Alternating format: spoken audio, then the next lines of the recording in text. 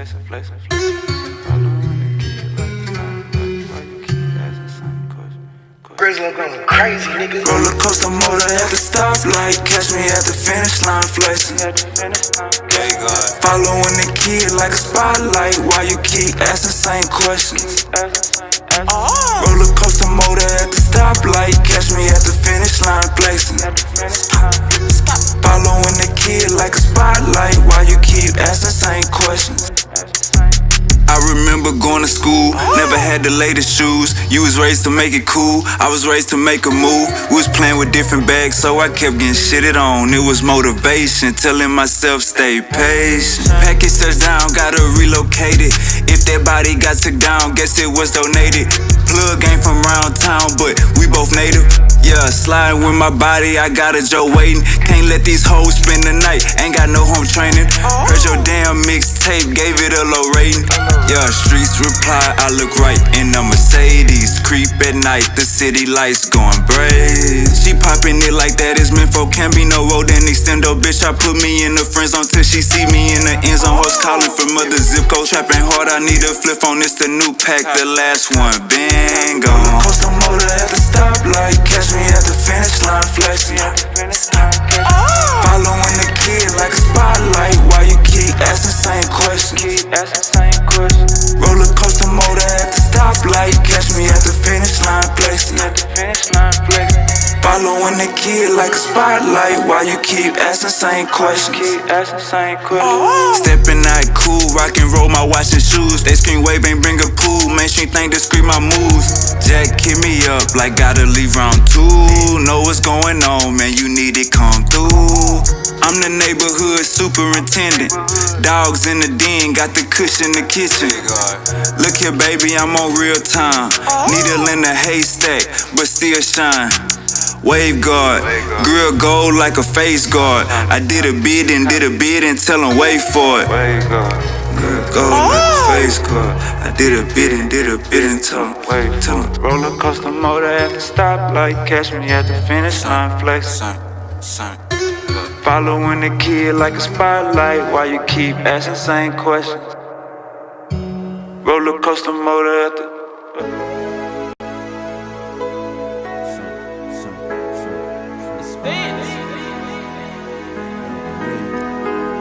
She'll be down with God, but she be down with me. She'll be down with God, but she be down with me. She'll be down with God, but she be down with me. She'll be down with God, but she be down with me. You niggas be trolling, licking on my lips, biting down, bitch, I'm rolling. Square ass body walked up like what my hoe went. In the street shit, keep it real without a trophy. Baby, what's the weather like? Wavy, get the better price. Ice on my left and right wrist, burning megabytes. Rolling up megahertz, feeling like gelling hurts. Nigga, what's your nigga, what's your network? Better find some better work. Better find some. Nigga, what's your network? Better find some better work. Look me in my eyes. Shout it. Look me in my eyes. Can you see my vision? Can you? Hey, she'll be down with God, but she be down with me. She'll be down with God, but she be down with me. She'll be down with God, but she be down with me. She'll be down with God, but she be down with me. Best gas on the north side, tell me what you need. Only sell cat if you sellin' it for me. Plants ain't ready, I'ma sell them in the spring. 36 bitches, gotta tell them when to leave. Ran up a check, gotta put this in the house. Talking too much, baby, put this in your mouth. Pancakes and eggs, I'm just cooking what I bought. Schedule kinda full, gotta book me when I'm out. Had to tell my dog that his name getting hot. Every kind of tool like a maintenance shop. Hook back some bread for the same little spot. 409 miss me so the game still rock. Shit, wait.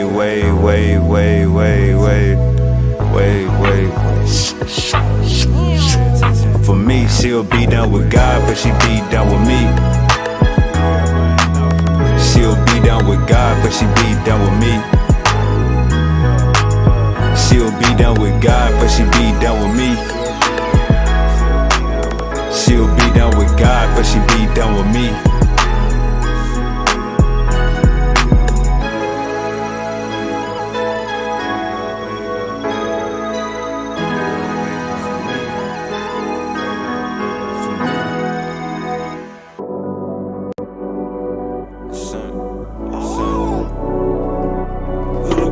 Don't even post it. She got a nigga, but don't even post it. Where you go?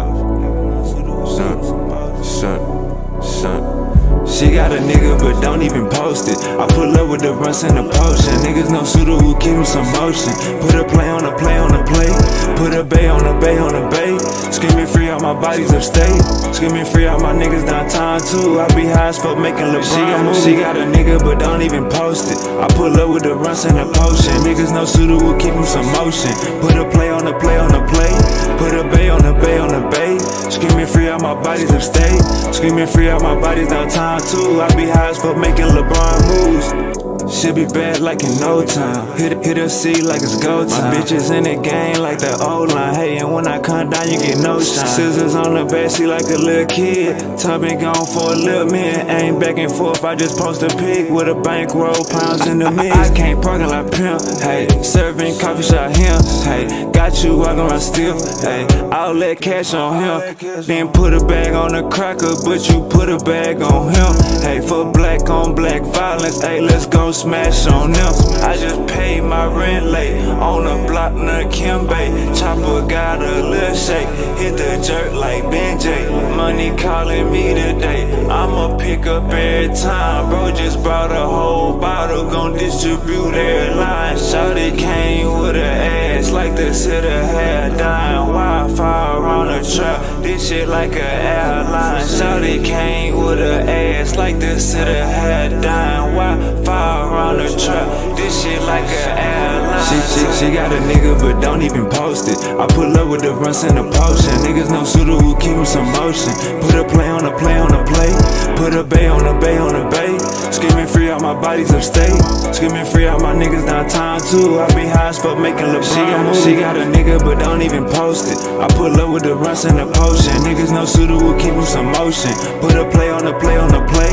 Put a bay on a bay on a bay. Screaming free out my bodies upstate.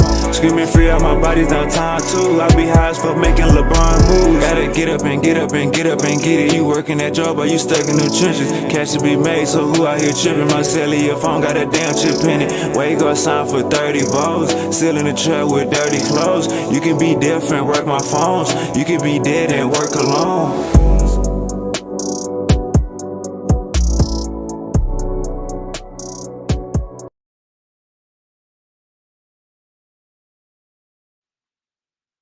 Let's get to it. Let's get to it. Peace, peace, peace, peace. Peace to the family. Peace to the people in the back. Peace to the people in the chat. Peace to the people with them racks. Peace to the people on the way to work to go get that sack. You know what I'm saying? Peace to everybody. I came across some interesting video that I definitely gotta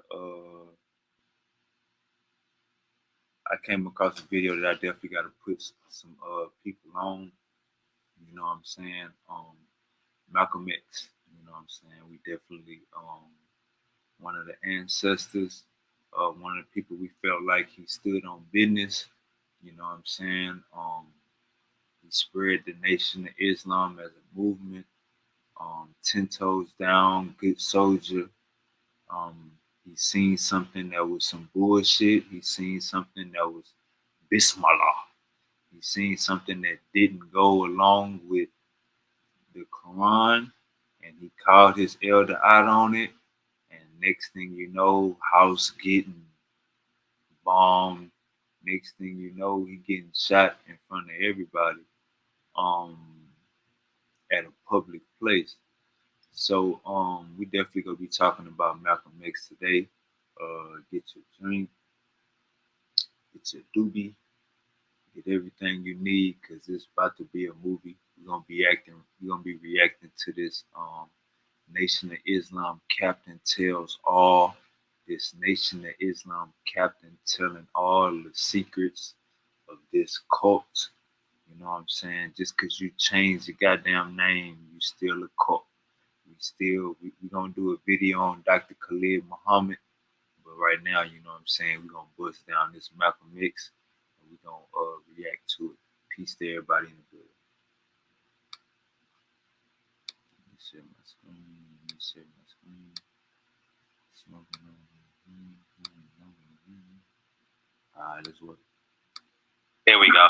So where we left off was you said that your one of your friends had called you from Baltimore. Yeah. Yeah. Yeah, you said you probably should start from there. No, that ain't where we stopped off at. I know, but it's on a different video. Okay. What I'm saying, Fred, is a lot of people think that I'm not being truthful about 1973 and 1965. They think I know more than what I'm telling you, what I'm telling other people that question me about that. Mm-hmm. They think because of my popularity in boxing, in the music world, being with all the music giants, B.B. King, Bobby Bland, Marvin C., and Millie Jackson, all of them, they think that I know more than what I'm saying. Mm-hmm. So Captain John, he...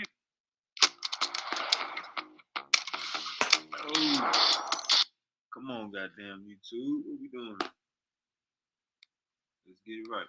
He said to me, he said, I heard all your interviews with Barbershop Fred and Conversation Fred. He said, but in my opinion, knowing you, you're not telling him the whole story. He said, I heard. Let me pause this video. Let me mute my mic. And, I'm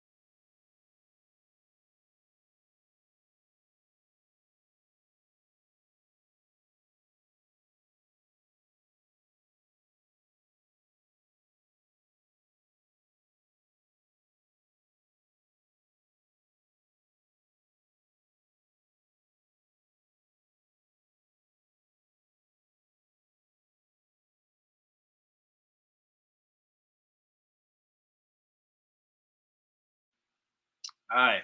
Damn. All right. I'm back. All right. Let's see what the hell I didn't miss. What did I miss? All right. Because you're supposed to be reacting. What the hell did I miss? Let's see.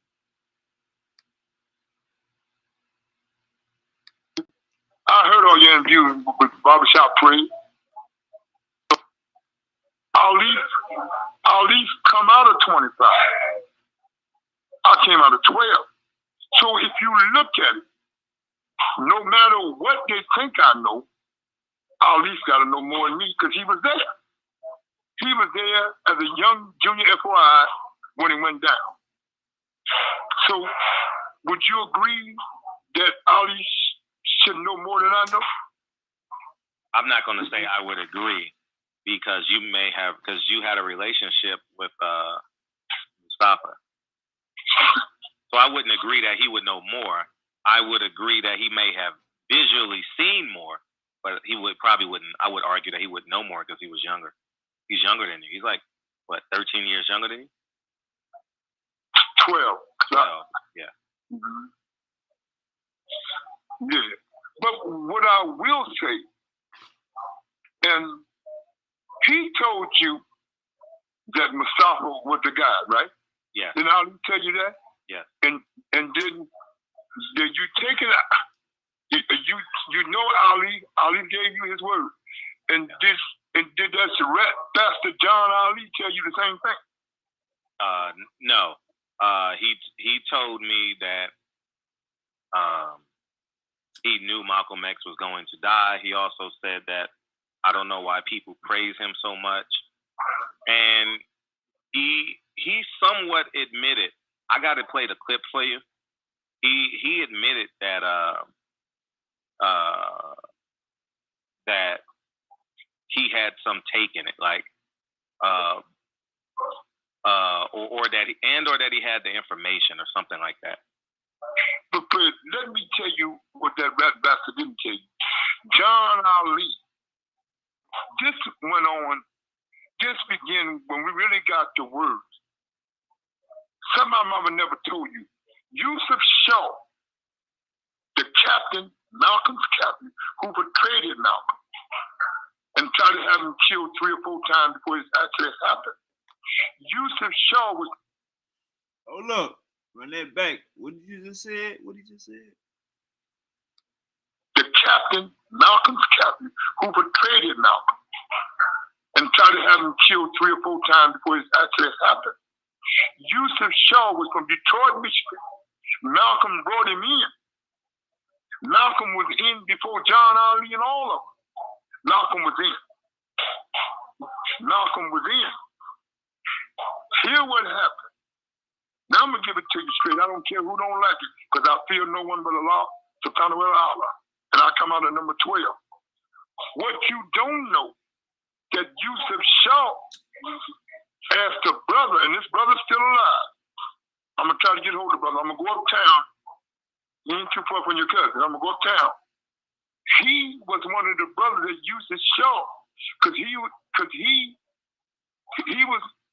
in the air, he was in the special forces in the army. Before he came in the nation, he knew about them explosives.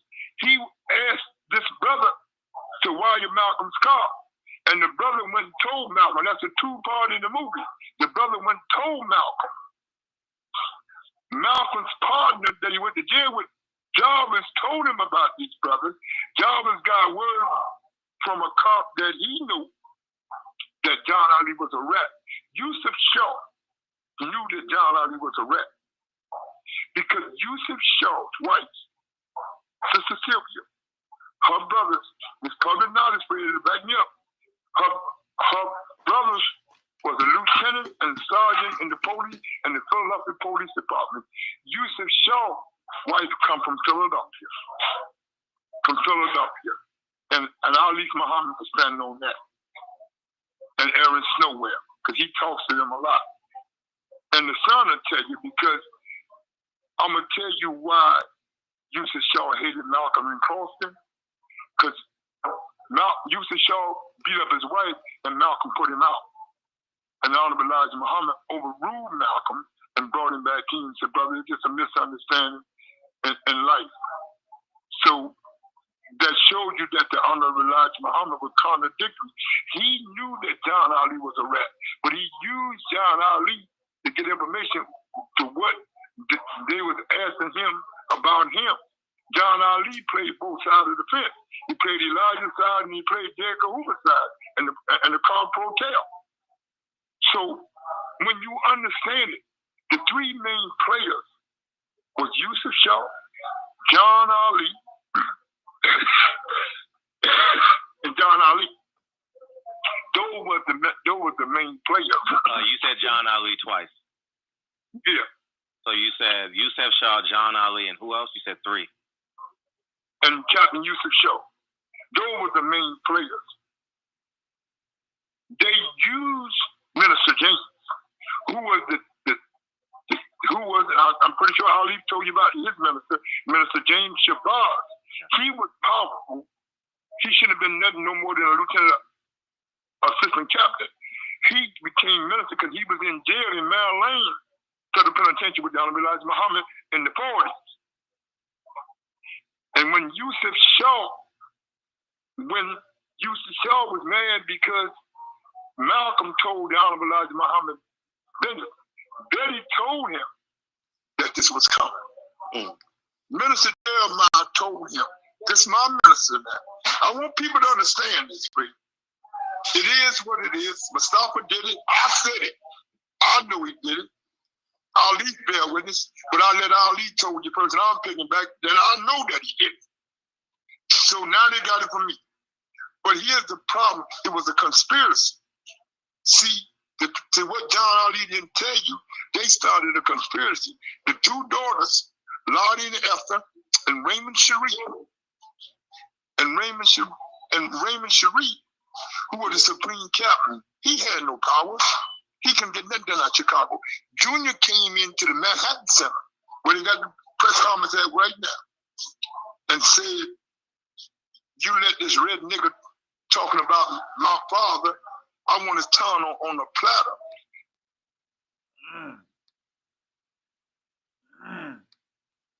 So right there, we got Uncle Saw in the building.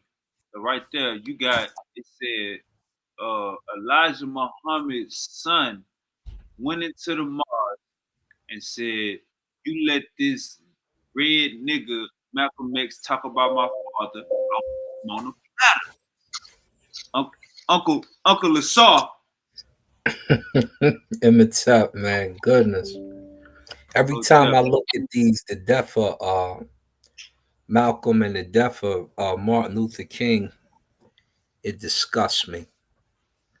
It disgusts me. It just shows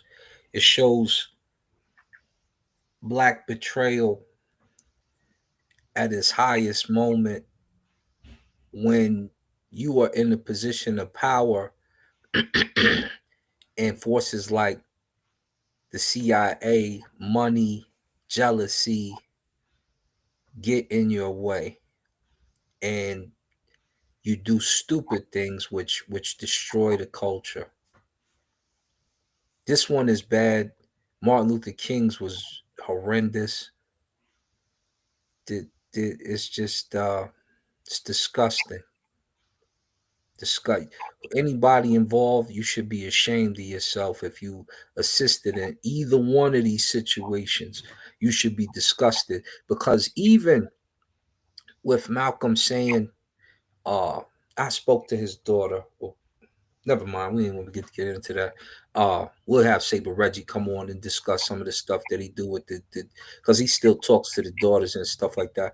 But anytime you have uh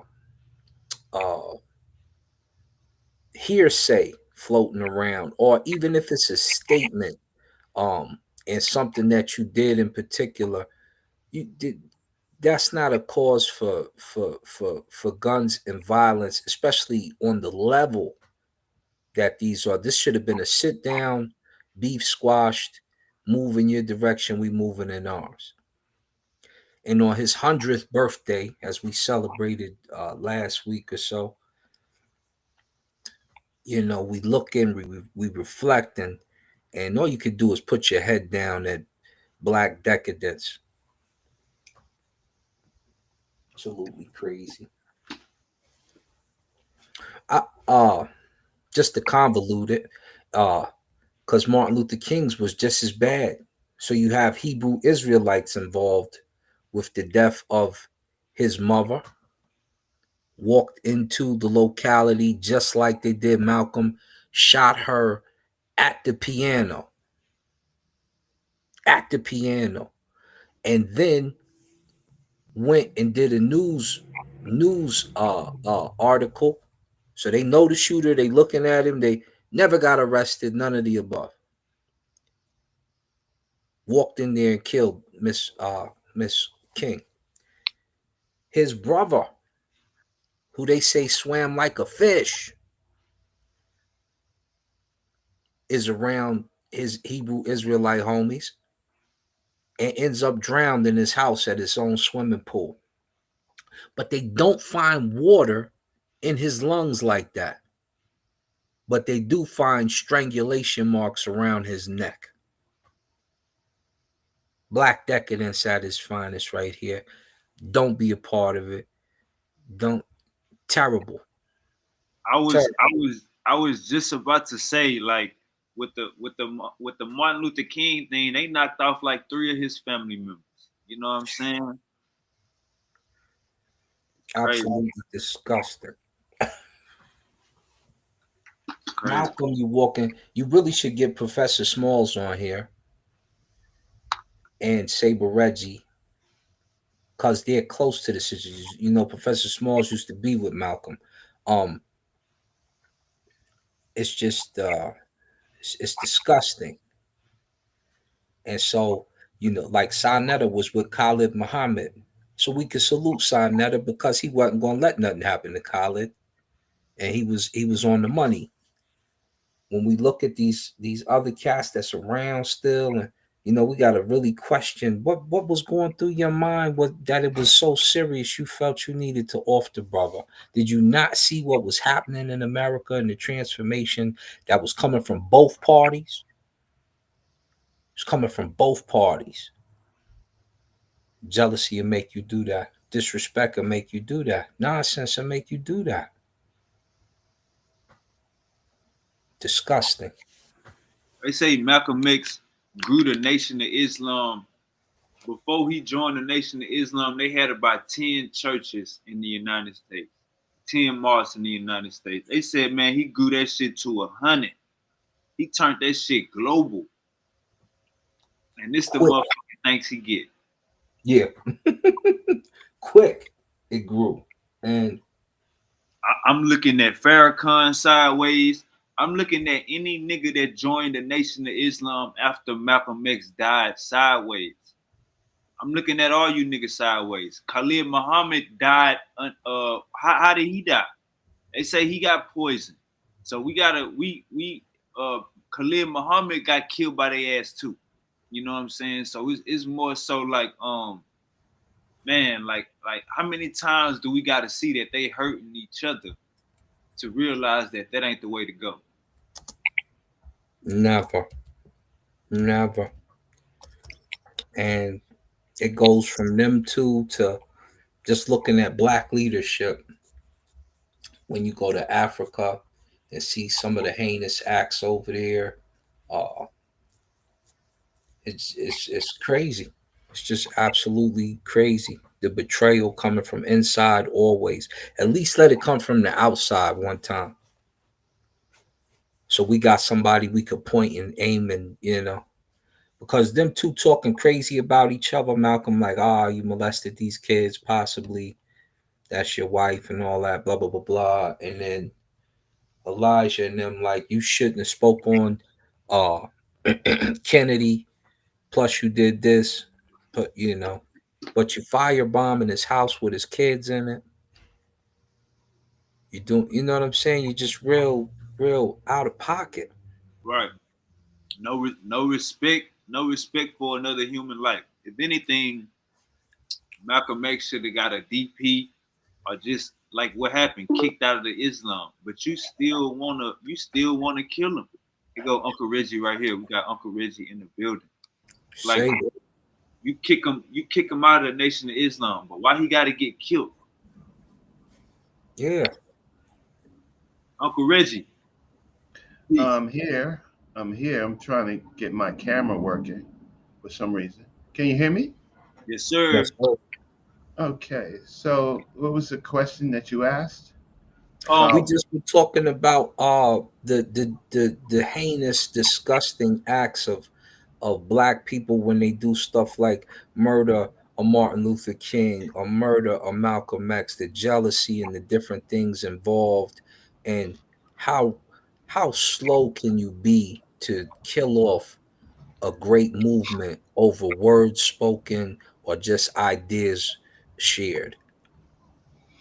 Well, uh, if we want to talk about Al Hajj Malik El Shabazz, uh, Malcolm X, um, Malcolm X had many enemies.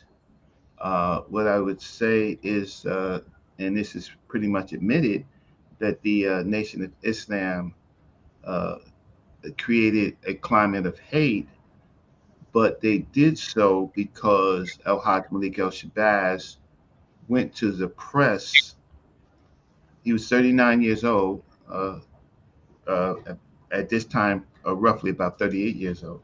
And he went to the press and he made some comments to the white press about his teacher, the Most Honorable Elijah Muhammad. And the issue is that when Malcolm X was in the position of the Nation of Islam as a minister, he taught the Nation of Islam how to feel that way, right? And uh, and so that part is facts, but they all fed into the greater plot against El Hajj Malik El Shabazz. Now, Malcolm was a young man. I think most of us is older than Malcolm was when he was assassinated. Um, and you could understand how the Nation of Islam felt about Malcolm's internal comments about, uh, and he was put up to it by by Elijah Muhammad's son and others in the Nation of Islam.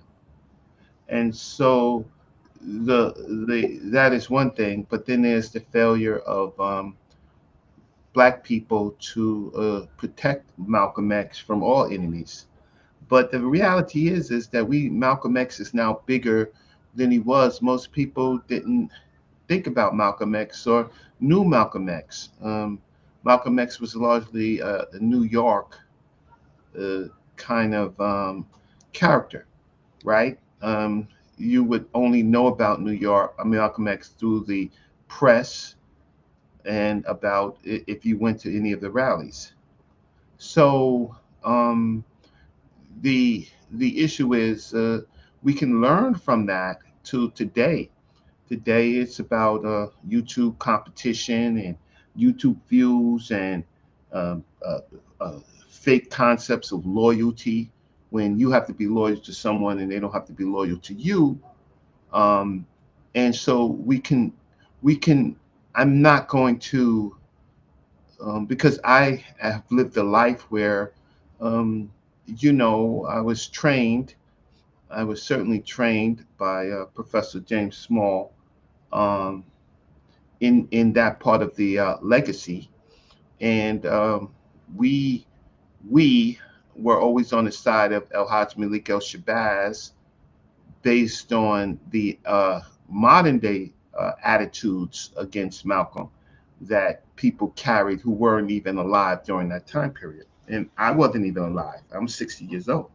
So this is Malcolm's 100th birthday anniversary that was on May 19th. So that he was born in 1925 in May.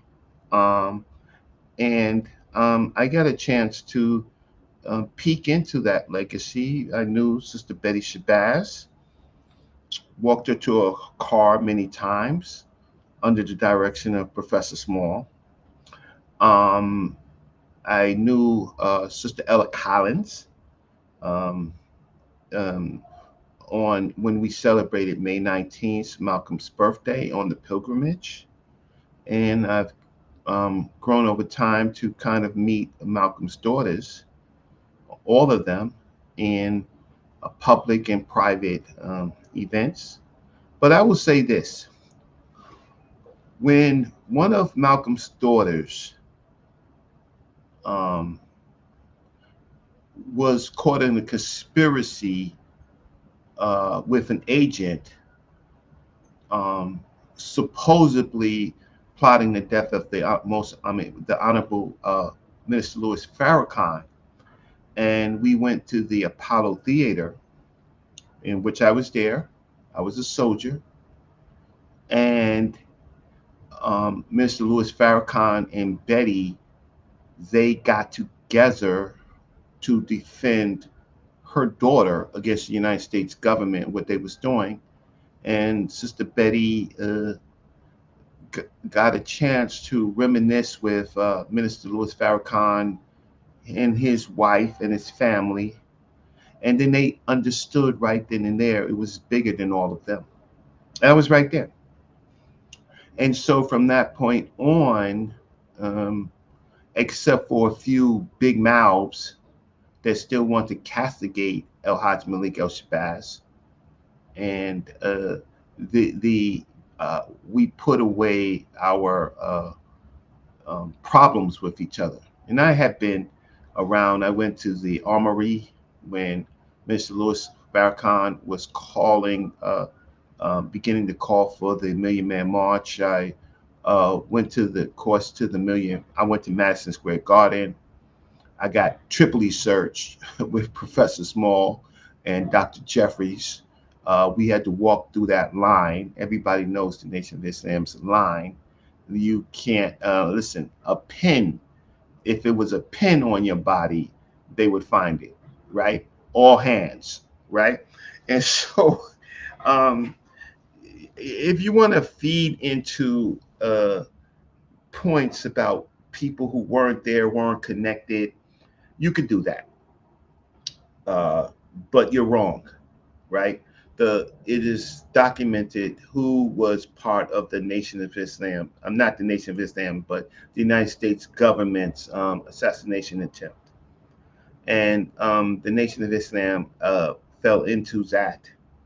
But ultimately, on the day that Malcolm died, on uh, February 21st, uh, 1965, uh, this was the only time where police were not visible.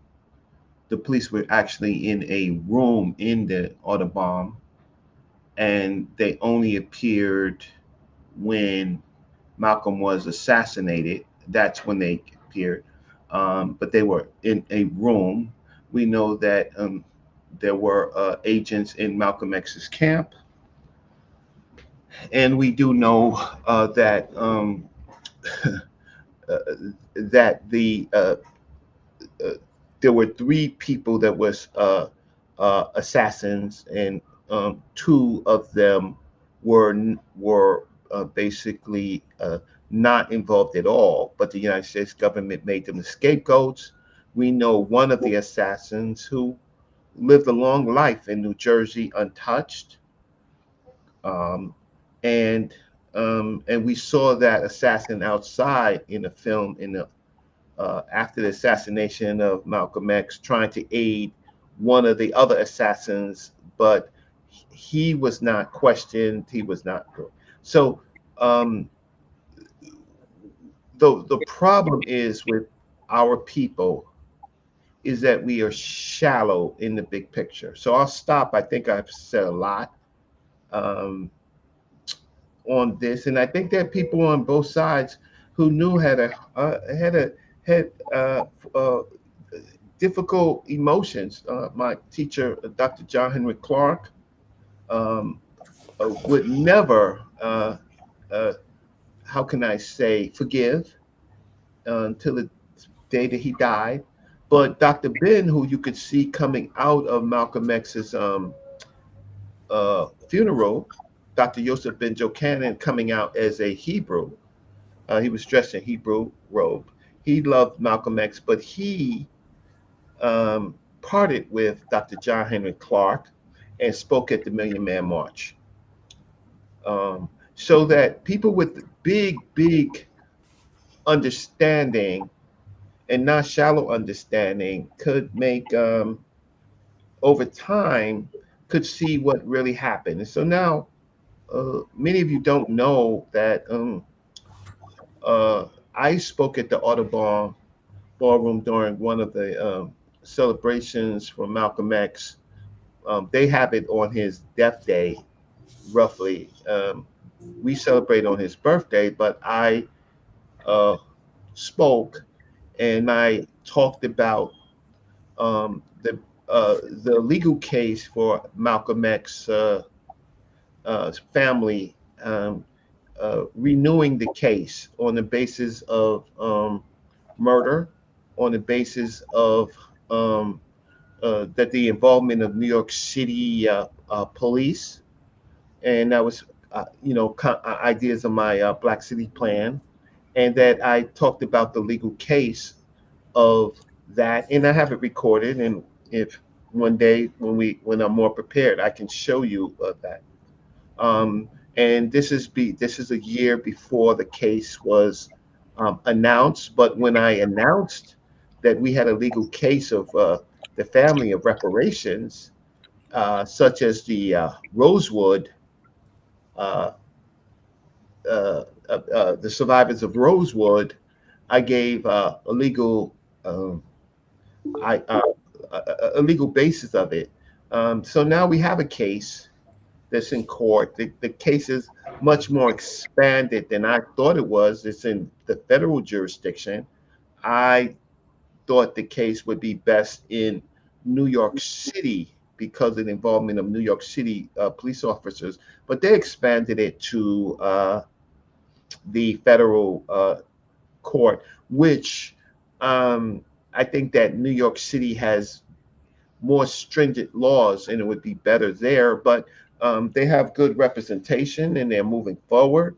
It's just this uh, under the Trump um, administration of the Justice Department, and so I think that the case will move slowly because Trump is in controls the jurisdiction. All right, I It- got two questions. I got two Mhm. questions, Reggie.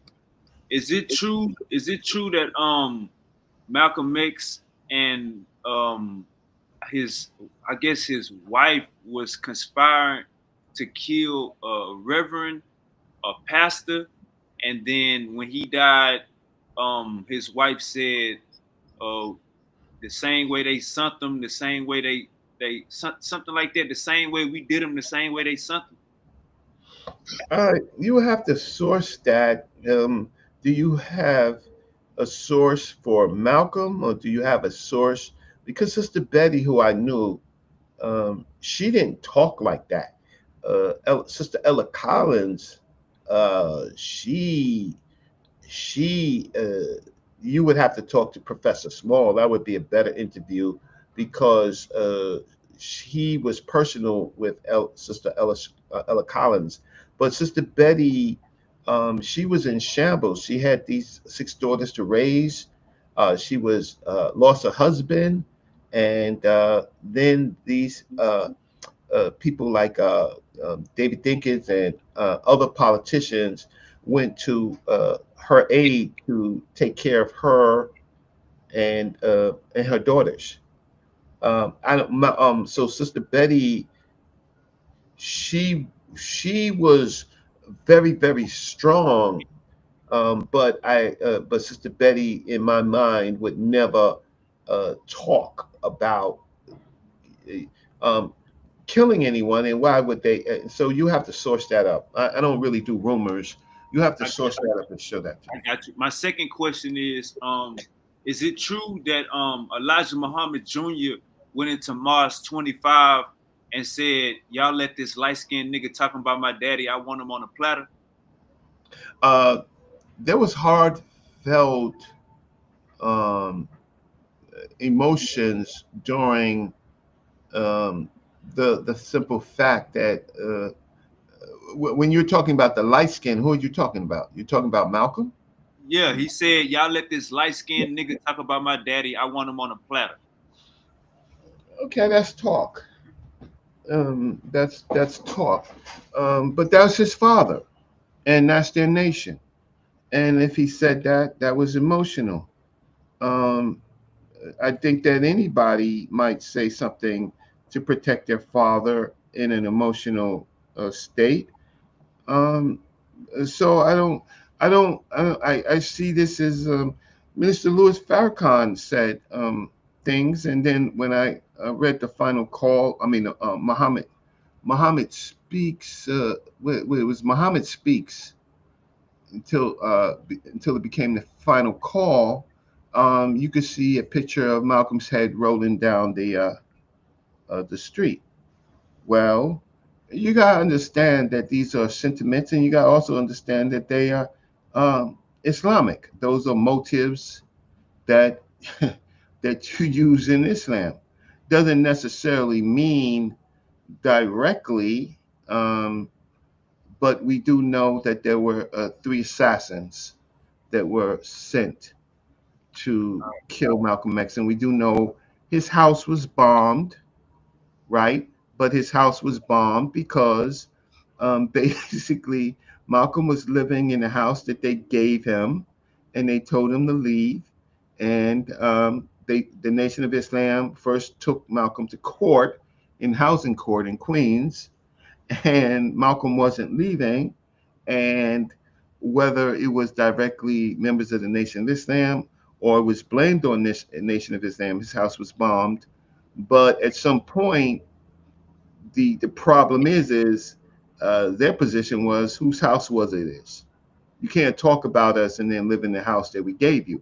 Right. And um, you see now, so I'm not um, the people who killed El Hajj Malik El Shabazz was very sophisticated. They knew when he went to the hotel, uh, and he was, and they were able to call him in the hotel room and threaten him. And from my thinking and understanding, Malcolm knew, because they told him uh, that his wife should come. Malcolm knew that he was walking to his death at that very moment, because um, it was a life for a life. It was his life or his family's life. And so whoever called them was very sophisticated to be able to call Malcolm in. So we have the FBI files of Malcolm. We also have the case of that they of the people who assassinated El. I got two quick questions, and then we gonna get back to this video. And since you got great knowledge of this, you can tell us when to stop whenever you want us to stop. I got two questions, and you can give me short, quick answers. Is it true that they tried to assassinate Malcolm X 3 or 4 times before they actually did? They um, uh, when you mean they, you mean who? NOI. I'm not going to say it was the Nation of Islam. I'm going to say, I am going to say that it was agents, but I'm not going to say that it was in the nation. They certainly wasn't on the plane coming back from France, where they tried to poison Malcolm. Uh, it wasn't the Nation of Islam. So, but there were attempts on Malcolm's life, pre-attempts on Malcolm's life, but it wasn't the Nation of Islam. Malcolm X was actually attacked. Uh, well, he wasn't home, but the police used a post office man to kind of enter the house, and his house was shot up uh, in another, I think, in another state. I'm never going to say unless you have proof that it was the Nation of Islam. I'm a popular person. It's not that I'm scared, but if I had evidence, I would say it was evidence. But I'm not the regular person that you would say something that I do not have proof on. Okay, my last question before we get to the rest of this video. Was John Ali a part of killing Malcolm X? Well, if you do the investigation, you will Hold up, see. hold up. Yeah, Wait, do you know you can't ask direct questions like that? That's like no. Nah, So hey, you hey, just gotta this look we at the going on. paperwork for that. You know what I'm saying? Okay. Yeah, you yeah, feel me? What the evidence say? My bad. yeah. But there were a lot of people in the Nation of Islam that was. Remember, Elijah Muhammad was aging and very secluded, and there were a lot of yes men around who wanted to keep their positions. And so you would have to do what Asar Khan said. You would have to read the files for me to get out there and talk about something that happened when I was not born specifically and don't know is it's like the rest of these bums that jump up there and create rumors based on what? Read the files. I respect that, OG. All right, Asarum Khan, you want to add on to that, or you was pushing that red line right there? I was going to ask questions concerning war with Dean Muhammad, but let's get back to the video. I'll let Brother Nocto hop in there real quick, and we get back to the video. I have some more. All right, all right. And anytime you want me to stop, Uncle Reggie, tell me when to stop. All right, this him talking about Elijah Muhammad's son. Mhm. Out Chicago. Junior came into the Manhattan Center where they got the press conference at right now and said, "You let this red nigga talking about my father, I want his tongue on a platter." That got Mustafa and all of them hyped up. 25. See, Ali didn't have no power. He was a junior soldier. I had more power then than Ali. See, Ali was a young teenager then, a young soldier. So what happened was the brother that did the firebomb at the house, he's still alive. God is punishing him. He got cancer in his brain and he got colon cancer. So he all messed up. God is punishing him. You can stop right there. Okay, The that's guy tell me that that. on Malcolm's house, he God is punishing him right now. He's going Is through it. God punishing anybody? Stop that BS. He lived a long life. He lived a long life. Is God punishing anybody? It's just his time. Um, I'll leave it like that. Don't. I mean, that's for the camera, right? That's just for the camera. Okay. That don't mean nothing to me. I mean, the Alright, people who have murdered African people, they live a long life. right, right. That don't mean nothing. Take this God stuff out of it. Uncle Reggie say I ain't buying it. All right, let's keep going. So he ain't getting no type of karma. You don't feel like Uncle Reggie? I mean, listen, innocent children die. I don't know what karma means. The Gotcha. fact of the matter is, like, this is just talk. I see the title. Malcolm X was an inside job by the Nation of Islam. Oh nah, you got it. Nah. Let's keep listening, cause you gonna agree with a lot of this shit. Let's just keep listening. You ain't gotta agree with the God is punishing the nigga that did the firebomb. Let's just keep listening and just tell me to stop it whenever you feel like he lying or he telling the truth. Let him live and let him suffer. The brother that did the firebomb at the house. I knew always that getting my Come on, YouTube. We getting to the information. We getting to the bottom of this. No, you monetize. You need those advertisements. Stop it. Go ahead. What you say, Uncle Reggie? I said these shows are monetized. They need the advertisement. That's why they're making money. But go ahead.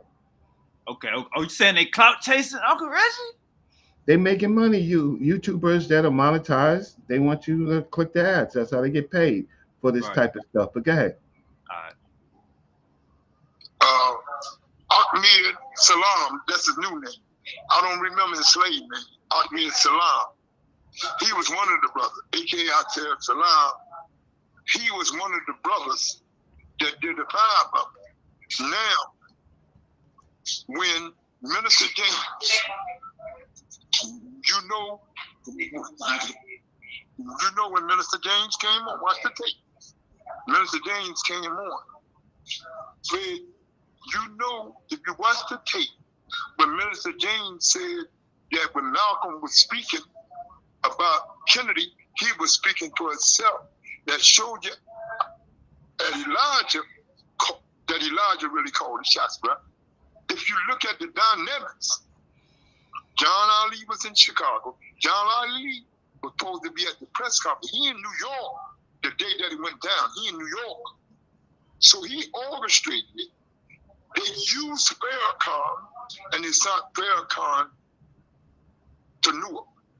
Farrakhan did that Sunday message at Temple number 25. Now, James Shabazz, you look at the picture, where's James Shabazz? He's the minister. So what they did, Fred, if you watch it and you look at all the tape, Farrakhan was in Newark, James Shabazz in New York. Why couldn't Farrakhan, see Farrakhan had took over from Malcolm in New York. But that day they switched. James Shabazz went to New York. And and they went to Farrakhan and they used Farrakhan. They made Farrakhan hype him and Farrakhan talked about it. Mm. That's how it went down, Fred. Because all those guys that was involved with James Shabazz, the lieutenant. Mm-hmm. Mustafa was a lieutenant. Mm-hmm. And Ali from back then, and all the old timers in Newark that's still around, within 25 in 1965, they'll tell you that they hated Malcolm. That's what went down. You cannot tell me that something in those days went down. And John Ali didn't want to tell you, but he knew. And I believe, Fred, that Elijah gave the order. I believe Elijah gave the order.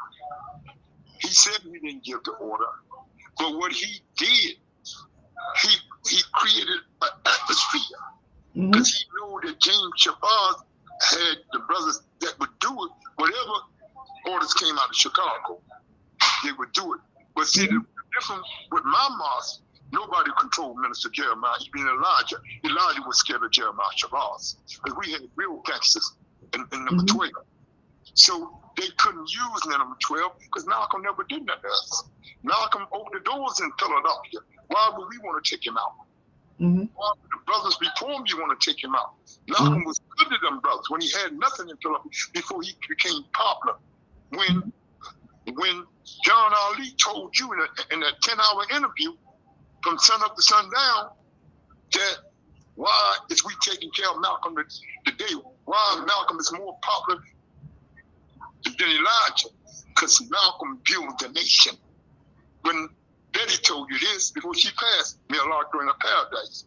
When Malcolm come out the ministry, Malcolm come out the penitentiary in 52, there was only 5 or 6 months. When Malcolm died, it was like 32 or 33 months around the country. We can stop right there. Uncle Reggie, how you feeling? Are you sensing some bullshit, or are he speaking facts? No, I think that he's speaking the facts that he knows. He's telling you the truth that there was atmosphere created. The Most Honorable Elijah Muhammad was the spiritual leader. Underneath him were men that made things happen or not. I don't have a problem with what the brother was saying. I think we have to do a little bit more research on John Ali. I do think that yes, there's when Malcolm was out of the mosque, there was some shuffling going on. So much so that Malcolm couldn't even talk to the Most Honorable Elijah Muhammad, and they could fix it because there were men involved who ultimately wanted to fill the vacuum. You know, you got a multi-million dollar religious organization that, for the most part, besides this, was helping Black people. And Malcolm had a lot to do with getting black folks off of drugs and getting them cleaned up, um, and this was a threat to the establishment that wanted to push drugs in our community. But nevertheless, when Malcolm made these statements as a young man, 38 years old, um, who was very close, people were resentful. So the government is involved because in the black community, drugs was involved, heroin was involved, right?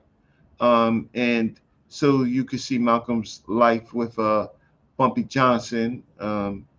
Well, in the film The Godfather, that Professor Small is a consultant to, but you can read through the history. This dynamic figure of young Malcolm X with Adam Clayton Powell and Bumpy Johnson. So he's talking from inside information from the Nation of Islam. Um, um, how can I say? Listen, the Most Honorable Elijah Muhammad was hurt for what Malcolm said, and and uh, and we do have to understand that when people are pushed out of organizations and stuff like that, uh, you're pushed out of organizations, so you have a choice to kind of talk about the where you formerly were, right, or just walk away clean, and then there's the middle ground. So so tensions are high, but what are we as a people, shattered and confused, without good leadership? Um, you're going to throw out what the Nation of Islam, through the efforts of Malcolm and the Most Honorable Elijah Muhammad, are you going to throw that out to what we have today? Or are you just going to see that, Malcolm was young. Malcolm had an opportunity to take his family to go to Africa and do his Pan African work in Africa. He chose not to. Uh, he chose not to. He chose to stay in the muck and mire of the United States, and African leaders were prepared to take him out of that situation of being assassinated by either the government or anybody else. Um, you see, there's a problem, you know, like even with Dr. Khalid Muhammad, when you talk about a man that people love, right? There are factions and personalities and individuals. So what I'm trying to caution you on, Super Wavy Shawnee, is to is stir up stuff that's not this generation's, not their business, but they can't fall into taking sides and they weren't there. If you was a member of the Nation of Islam, you would have done exactly what the Nation of Islam done, right? That's their protocol. Other people, I know, if you look at the videos on the other channel, you would find a man named Gittins, uh, Brother Gittins. Brother Gittins was Malcolm's secretary in the Nation of Islam, but he stayed in the Nation of Islam, right?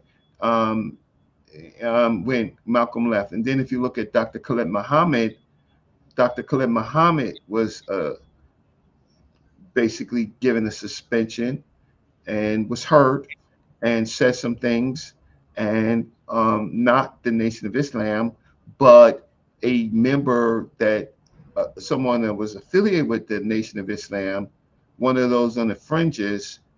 He tried to take Dr. Khalid Muhammad's life. These things happen. Sometimes it's just individuals, sometimes it's factions, sometimes it's the government. So what are we to do with all of this information now? I'm gonna give you some pushback for damn show, but let me ask this question first. He spoke about Mustafa as being one of the culprits of Malcolm X's assassination. Do you agree with that? What did he mention the name? And that's from his. He knows these people, so I'm not going to disagree. But he wasn't. I'm not going to disagree with what this brother said. I'm not going to disagree. That's coming from his vantage point. It's for you to go and research and find out how much of this is true. We know that ultimately the people who pulled the trigger, we know that there was an Autobomb, and those are the people that not necessarily the two that was caught, but we do know that the from the Young Brothers' recollection, who actually murdered was participating in Malcolm's death, right? So, so what are we trying to do with that? Okay, so what I have to, you're gonna give me some pushback, and you're my brother. So, what's the pushback? All right, so this is the pushback right here. When you say when you say that time ain't have nothing to do with us and you can't be stirring up stuff and picking Mm-hmm, sides, Uncle Reggie, we got to understand we mm-hmm, learn from our history. So if some fuck shit happen, we gonna ride with who righteous.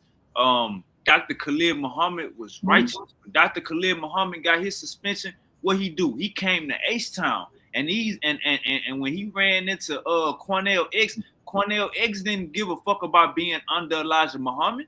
He went under Dr. Khalid Muhammad. So mm-hmm, Israel, we gotta understand the youth is gonna ride with who righteous. We don't give a mm-hmm, fuck about no popularity contest. mm-hmm, One thing you did say was right is if you was a part of the Nation of Islam at that time and that shit happened to Malcolm X, them motherfuckers wasn't nothing go happen. They always gonna still fall in line. They all still was gonna put on their bow tie the next day. I agree with you 100% because that's a cult. Now we on the outside looking in, like me in Houston, Texas, looking at all this bullshit going on. I can say fuck the Nation of Islam, and they ain't been nothing but bad for our people. Now, when you get a scapegoat to the government, Uncle Reggie, when you get a government the scapegoat, you gotta understand the government is working with our people. So mm-hmm, we gonna say fuck who was working with the government and fuck the government that needs to be fucked. You know what I'm saying? So we ain't gonna say it's a 80-20 or a 90-10. Nah, both of their ass get thrown up in the line of fire. That's just how it go. And we also gotta understand, Uncle Reggie, if Dr. Elijah Muhammad created this atmosphere, if he mm-hmm, created this atmosphere of mm-hmm, of it's hard to get in even with Dr. I see the resemblance because when mm-hmm, Dr. Khalid Muhammad got kicked out, he writing letters to Elijah to Farrakhan, and none of them mm-hmm, are getting through. They getting intercepted. So I understand you got mm-hmm, motherfuckers when somebody lose their spot, you got 10 more people ready to replace them, and they cutthroat. We understand that, Uncle Reggie. We ain't mm-hmm, muddying the waters. What we doing is viewing history through a righteous standpoint, and from a mm-hmm, righteous standpoint, Malcolm X got done wrong by the NOI. From a righteous standpoint, Dr. Khalid Muhammad got done wrong from the NOI. Now, mm-hmm, when you say, when we talk about Dr. Khalid Muhammad, he got poisoned. But what you just made me aware of, Dr. Malcolm X, they tried to poison him. So this is a damn Nation of Islam recipe. You know what I'm saying? As much as we want to say the government working with it, like mm-hmm, what I was asking you earlier about John Ali, and you basically ain't giving me no comment. I want to know was John Ali I want to know was John Ali I wanted to know was he a plant? Was he part of the conspiracy? Or was he one of the killers? Because when these guys' names come up, you find out that these guys ain't go to jail. You know, we mm-hmm, the ones gotta raise awareness to this shit. You know what I'm saying? Like when we see a legend get taken out of the game, I mm-hmm. look at what's the dude that was under. I'm gonna end real quick, but what was the dude name, the doctor name that was under when Khalid Muhammad got poisoned? What was the doctor that went in there and cleaned up the room? He's still alive today. I just seen him on the internet the other day. Um, I don't know. I know that Amos Wilson, not Amos Wilson, the attorney, Alton Maddox, went to visit him. I don't know the doctor that you're saying that cleaned up the room, but Dr. Khalid Muhammad certainly was surrounded by a wife or a woman, and and so it seemed like someone intimate might have uh, given him something, but he also was not in good health at the time generally. at that time, and so someone might have given him something. But getting back to the other point, with people who know, the Malcolm X was the biggest soldier of the Nation of Islam when he was in the Nation of Islam. He created many of the capabilities of the Nation of Islam. He did. So he created the structure, and he knew what they were capable of and what they weren't capable of. And that is what we deal with. And I was Dr. Khalid Muhammad's pallbearer. I picked up the body from the funeral home, and I escorted. The funeral directors was under my command. Is it Rizza Islam? That's his name. That the dude that's claiming to be a doctor today, Rizza Islam. Wasn't he? Didn't he He clean up? wasn't born at the time. With okay. So there's lots that I don't know if Didn't he Rissa, clean up Dr. Kalam? Didn't he clean up Khalid Muhammad's room when he died? I don't think that that's true. You have to give me some evidence. Okay. You have to give me some evidence. But what I would say is that look, I was at Dr. Khalid Muhammad's funeral, right? Um, I know the friends of his, the enemies of his, those that stood on the side. Some of the people who said that he talked too much. I was at the Million Youth March, but I was his pallbearer. I delivered, me and the people that I was working with, but I was the point man. I picked up the body from the Unity Funeral Home and escorted the body to the uh, church, and I relieved myself of command when I called the uh, the uh, the new Black Panther Party for self-defense to come and take the body, and that's when I surrendered the body H to. Town, H Town, stand up. Houston, Texas, stand up. Yeah, but I'm gonna yeah. So what? So the whole thing about it is just, what do we do with the frictions between our people? There are camps, there's frictions, there's factions, there's hard feelings, there's money, there's women, because all of that comes with it. Involved in this is always women, that you know uh, that's a currency around black men that think that they are important, right? Women. So he did go to Houston, Texas, and he did, and the brothers and sisters from Houston, Texas did show up for him, learned a lot, bounded with him, loved him, got that. But there were factions outside of Dr. Khalid Muhammad waiting for his demise. So that's what I'm trying to say, super wavy. I I'm got you. not I'm not trying to, I mean, going into these camps, and you would have to be part of the problem or not. A lot of the people who There were lots of people who knew things, and there are lots of people that was kind of corrupted by the United States government, by agents. Before Malcolm X was assassinated, several of his security, these are the ones who were always carried. Malcolm couldn't tell them not to carry because they was carrying for themselves. Ain't no man gonna tell a person who's carrying, right, not to carry uh, when they're carrying not for Malcolm but for themselves and for everybody else. So all of that stuff, those people, the most capable of them, was arrested. And I talked to a bodyguard of El Haj Malik El Shabazz. I know two people that was there on that day. One I'm not going to mention because he doesn't want to be mentioned.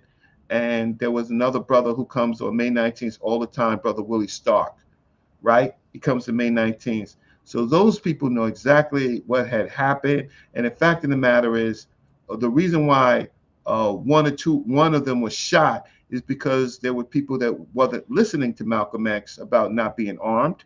And they just laughed at Malcolm and came armed. And the only reason why they didn't get to shoot the other ones is because of the crowd running, but they was going to murder those people that shot Malcolm X.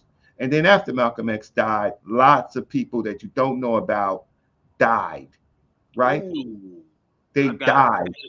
I gotta do my research, Uncle Reggie. I gotta Right. do. They no, but murder. How can I say murder is there's no statute of limitations on murder. So, but I'm going to say a lot of people who were involved, who were on the fringes, who were involved, they died, right? So shortly after that, the minute that the mosque was burned after Malcolm X was assassinated, there was a whole bunch of people on both sides, on Malcolm's side and factions that they suspected died, and other people left the country. Several people left the country. So let's just and came back many years later. Um, but when Sister Ella wasn't, you have to talk to Professor Small. I'm not gonna. I got you. Let me ask you this, Uncle Reggie. Was Farrakhan or Rizza Islam at Dr. Khalid Muhammad's funeral? I didn't see Rizza Islam. No. Mr. Louis Farrakhan was not at his funeral. But he couldn't. But at certain, why would he come? But I could tell you this. Why would he come? Khalid Muhammad was like his junior. Khalid Muhammad was like his. People were blaming him. Why would he come? People were confused. It'd have been dangerous, though. Yeah, talking to Farrakhan directly, and we didn't get to go in depth about a whole ton of things. But when he came out here to Denver and just talking with the minister, he's loving. I don't agree with everything he says, but when you can't come and when you can't go, and if you've been around the Nation of Islam, the organization, when something is taboo, treat it as taboo. You don't want to end up like some of the brother we talking about today. You know, treat it as taboo, and he walks that line, and that's why they consider him their finest. Hold up, Uncle Paul. When you say he couldn't go, what you mean by Farrakhan couldn't go? Minister Farrakhan would not have been good. I live in New York. I know what people were talking about during the time period. You could see a picture of me with Minister Dr. Khalid Muhammad at May 19th, so Malcolm's going to Malcolm's grave. He had come and he had told Professor Small, if anything happens to me, please bury me in Ferncliff around Malcolm X, right? And that came to pass. The issue is that there were factions, right? And people thought that Mr. Louis Farrakhan had something to do with Dr. Khalid Muhammad's death, instead of looking at the bigger picture, which was whoever was able to insert that poison, right? Man, and ain't no bigger picture. That was the bigger picture. So let me get this straight. What's the bigger picture? That was the bigger picture that Minister Farrakhan had something to do with it, or he created that environment. But let me ask you two this question. No. See, here's the thing: is why do you? I came on your platform. I'm gonna have to leave shortly to go to a function. Okay. These are people that I knew, I met. You could see me in pictures with them, right? How can I say? So I know many members of the Nation of Islam, right? And they have me, they know me, they have a picture of me. When I walk up to them, they say, "Peace, Dr. Reggie, Assalamu alaikum," and they smile. They tell me that they know me. They don't know you. They're gonna know you now, but they know me, who I was, right? They know me around Malcolm's family. They knew me around Dr. Khalid Muhammad. Reggie, we're not worried about all that. This is the question I'm asking you. Why he couldn't go to the funeral? Is it because the new Black Panther Party was going to have a shootout with the Nation of Islam? Be honest. Well, we don't know, but if you just put those two together, you got heat with people thinking that he might have been involved with the situation. It's just better not to go. It's just better not to go. If somebody thinks you're possibly involved with the death of their friend, and I just had that out here, right? Somebody got shot, killed, and the other family, because they was family members, the group that got together with the other group and they went to mourn the situation, they've been friends forever, but one of the friends betrayed the other, and so two families are there.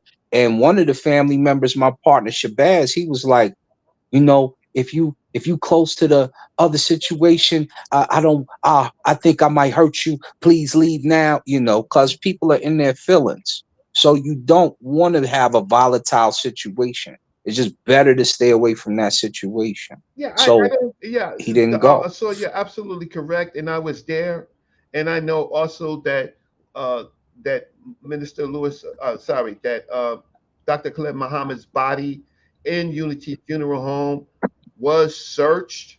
Right? People opened up the coffin, searched his body, and the New Black Panther Party tore into some people who they who they thought was affiliated with the nation, right? Tore into them. But then the other higher level of the New Black Panther Party, they took this dude's camera and they had the film exposed, and then you could find that this particular brother who searched Dr. Khalid Muhammad's body, he was in the precinct days before. He was actually in the police precinct. Now, uh, so Mm. you can look at plants and things like things like that. Should In this case, it wasn't after the first assassination uh, where people blamed the nation. The Nation of Islam became largely invisible on that because people were blaming them. So why would uh, the Honorable Louis Farrakhan come to, and I was at the funeral. The funeral, listen, I mean, there was maybe about 1,000 people close to it. The security just the security of Minister Louis Farrakhan would have been about 300 to 400 people. So on that day, right? But just because he wasn't there doesn't mean that he had anything to do with the death of Dr. Khalid Muhammad. I think that Dr. Khalid Muhammad, though he had high blood pressure and some other problems, he was poisoned. But that's just my feelings. I'm correct. I agree that he was poisoned, but this where I think you leaving out some information. So are you telling me today that we both agree that he was poisoned, but you putting it on the female? That's what you saying?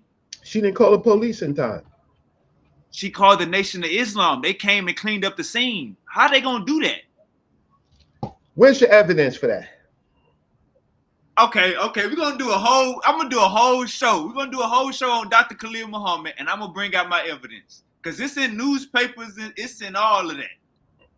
They had some police going on. I don't know. That they're cleaners. That they're what you call CIA, FBI cleaners. They came and they cleaned up the scene. What scene is there to clean up? What scene is there to clean up? Right. It's only the drug that was given, possibly in the meal, right? And that's the only thing they have to clean. Now there's an autopsy, right? So And they found out he right. was poisoned. So what else is there to clean up? It wasn't shots fired or anything like that, blood or anything like that. Nah, they But just cleaned up his throw up. That's all they cleaned up was his throw up. okay, so but they got the autopsy, so you could clean Right. up, throw up all you want, but you don't have that. My whole point of it is, and it's close to where I gotta go. I got 7 more minutes. Fact of the matter is, what are we trying to do with this? Now you have your feelings on the Nation of Islam. I got it. I had feelings, but the difference is I was a soldier, rank and file, right? I had feelings. But when I got more information, I understood some things, and I didn't certainly want to be a casualty of something that I could not control. So I didn't want to run my mouth and say things. Um, and because again, someone like me, now you see me on YouTube or something like that or whatever the case, but I was a part of a faction, right? So I'm a little bit different. Uh, it has nothing to do with fear because I did things that was fearless, right, in my life. And I laugh at people. I really simply laugh at people. Uh, what they say is just simply, I have a family, and I want my family to live a life without being tarnished by anything that I have to do. My job is to help my family now, rather than because I committed enough time to the movement. And so, me running my mouth about things that I did not know, I think I know, and bigger than me, bigger than my wildest imagination, right? When I was Hey, at the Uncle Reggie. Million Youth March, right? When Minister Dr. Khalid Muhammad was speaking, I'm talking about on a city avenue, there were attack helicopters flying down over the people. Military attack helicopters flying low. I'm talking lower than a 20-story building across when he was talking. And because he spoke a few minutes after they told him to stop, these people came up out of sewers, right? Out of sewers. We didn't even see these police, right? They came out of sewers to come and to attack the people, to attack Dr. Khalid Muhammad, right? At the Million Youth March, right? And then they carted us off like hogs, right? So I know the power of this the state, right? What they did to attack helicopters flying over young black people. Majority of them were young black people Yeah, hey, showing the force. that's powerful, Uncle Reggie. That's powerful because I believe what you're saying is the Nation of Islam don't got these type of No, helicopters. no, no, no, no. So the question is that how do the population of black folks heal ribs? Who decides who's right or wrong or what we can do?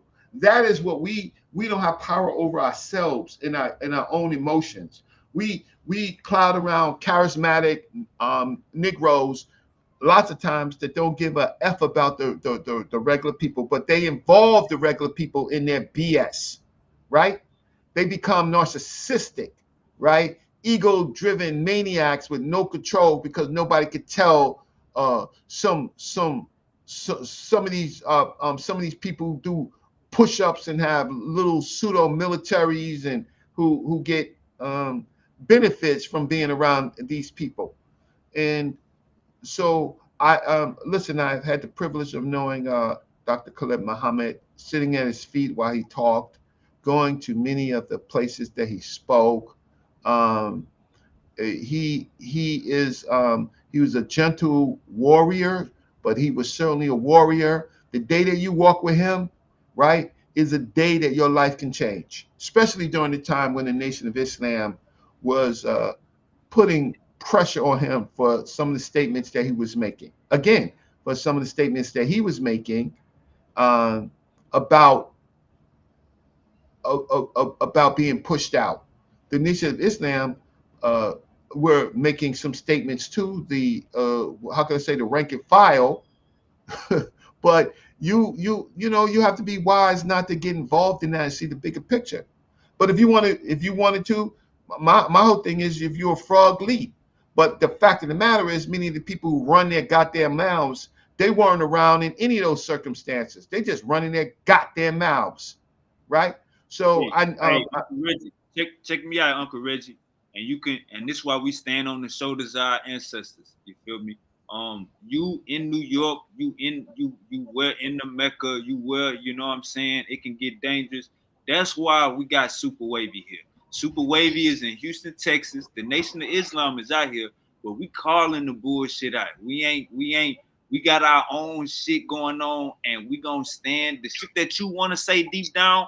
I'ma say it. The shit that anybody want to say deep down, I'ma say it. You know what I'm saying? We ain't steering no waters. We calling a spade a spade. That's Uncle, fine. Then fix. We have an obligation first to fix the communities that we're in. Fix that. Fix that stuff in Houston. Fix that takeoff murder. Uncle, Fix all that. Right? Uncle Reggie, See, yeah. Uncle Yeah. Reggie, check me out. I understand what you're saying, but I don't think you understanding what I'm saying. What I'm saying is we gotta wake our people up. So I got family members that's in the fruit, the FOI. You know what I'm saying? So I Yeah. don't maybe it's cause you got a censorship on your face. Maybe it's cause you can't say too much. But I'm letting you know in Texas it's different. Our gun laws is different. Everything else is different. We're not scared of no nation of Islam down here. Don't It's say different. I got censorship on my face. I come on your channel to tell the truth, right? That's not I've been there, right? So So you again, can't say too much, so you censored Uncle Reggie. Honestly. no, I'm the difference is I can say a lot to people who could make a difference in healing the situation, right?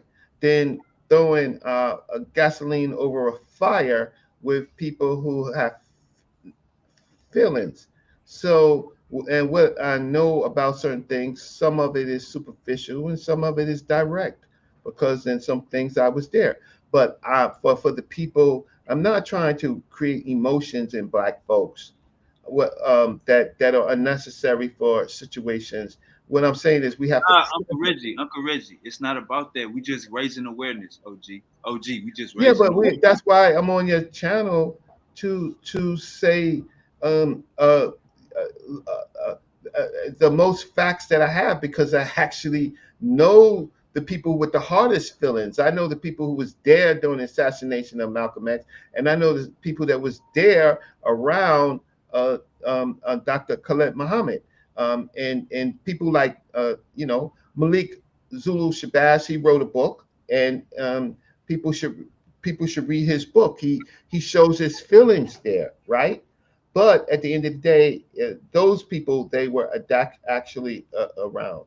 But I don't have censorship on my face. Why am I being censored? What I'm doing is being truthful. I'm being sincere, and I'm not trying to throw gasoline on a fire, right? For people to take sides on both sides, and for somebody to get killed.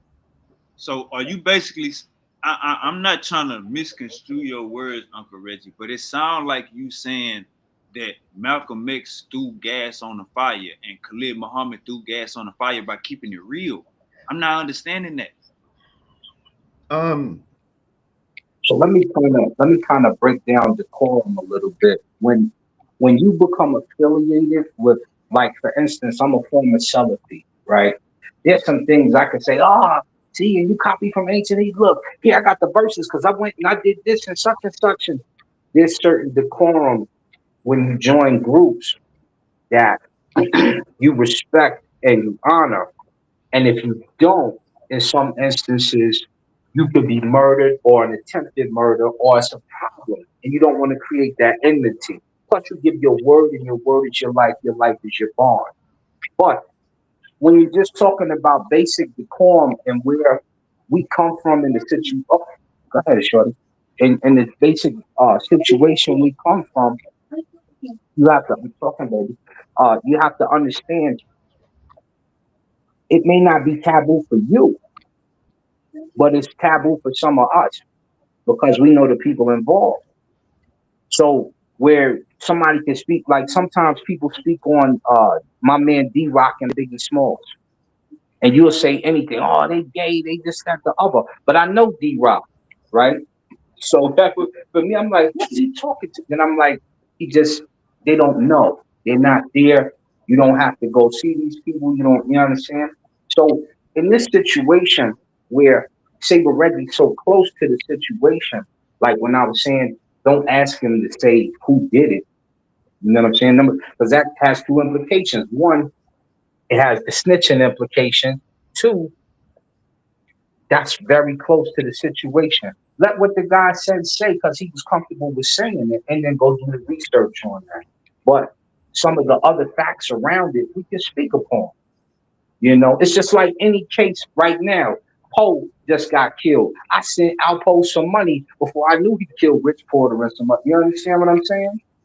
Because he was in jail with my boy Zabu out here in Colorado. I had no idea you killed Rich, you snitched, you did all this other stuff. But I sent him $100 on the strength of what I knew him from before. So now that he's gone, I'm like, oh, your son is this. You know what I'm saying? You have to use decorum when you're that close to the situation. And that's what we should have. We should have decorum, right? We should have decorum. And if you are a point man of a new faction, do what you do. That's fine. You wouldn't be on this YouTube uh, showing any emotions. So I know that the people who really got issues, they don't come on YouTube. They quiet as a mouse. They just move, right? They just move and do what they want to do, right? But now these people are older now. The Mr. Louis Farrakhan is really old, right? Dr. Khalid Muhammad is passed. Malcolm X, El Hajj Malik El Shabazz is passed. Sister Ella Collins is passed. These people are gone. So the question is, fighting old wars against the black people instead of fighting the current war against the current situation um, of people who are still oppressing us. The system wins. The system is the one who pulls the strings.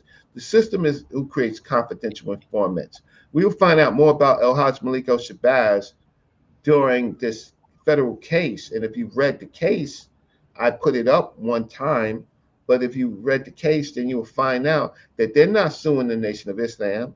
They're suing the United States government, right? For good reasons. And they list it. And it seems plausible. Otherwise, it would have been dismissed by 12B6 motion to dismiss. So what they say, they looked at the situation and they find out who the real culprits are, and they're doing a civil suit, right? So I think my time is up. It's always a pleasure, Super Wavy, to talk to you. Um, don't get upset about anything that I say, but How you but good? but, but do know that I've been around. Do know that I have actually been around. So you're not talking to somebody who YouTube has made me being on some of these shows, being hushed or whatever the case has made me look a certain type of way. But those people that do that to me, they know I was there and they weren't there, right? Or I was there and they were superficial. There was right when certain things happen. But don't confuse me caring about the whole of black people and saying that time has passed and we got situations in our community uh, that we have to fix. I went to the first day of the Diddy trial. I went there. I wasn't inside, but I was outside, right? And I saw tensions, and actually, I was assaulted, right? I didn't make a big deal of the assault, but I was assaulted. The first day that I went out there, I was assaulted. Am I going to snitch, squeal, or anything? No, I'm not going to do that because it just happened, right? And but because I know the rules. So Super Wavy, don't take anything that I said. I'm not censoring, but I am really concerned about people, not you, but people on the sidelines, right, who got a lot to say, but I don't see them at May 19th when we celebrate Malcolm's birthday. I don't see them at Dr. Khalid Muhammad's cemetery, right, which I visited uh, uh, this May 19th. I don't see these people. I just see people talking on YouTube. I don't see them around because I know they're not committed to it. They're doing it for clicks and giggles and for some type of bravado that they really don't have. Right? Thank you for your time. Uh, Hey, Uncle Reggie, we gonna do a whole show on Dr. Khalid Muhammad. I appreciate you for stopping by. Peace. Thank you. Peace. Uncle Assault, we're gonna get back to the video, but This is my whole thing, Uncle Lasar. If some fuck shit is going on, check this out. Let's be honest real quick. This is what a snitch is. A snitch is when you and your homie go on a mission and you tell on him to get a lighter sentence, or you tell on him to get out of jail, or you tell on him, period. Get a police information, period. That is what snitching is. When we see, I don't see nobody standing up and saying Farrakhan should be in jail. I don't see nobody standing up saying that we don't have all of the killers. And when I say nobody, I'm sure it's some people doing it.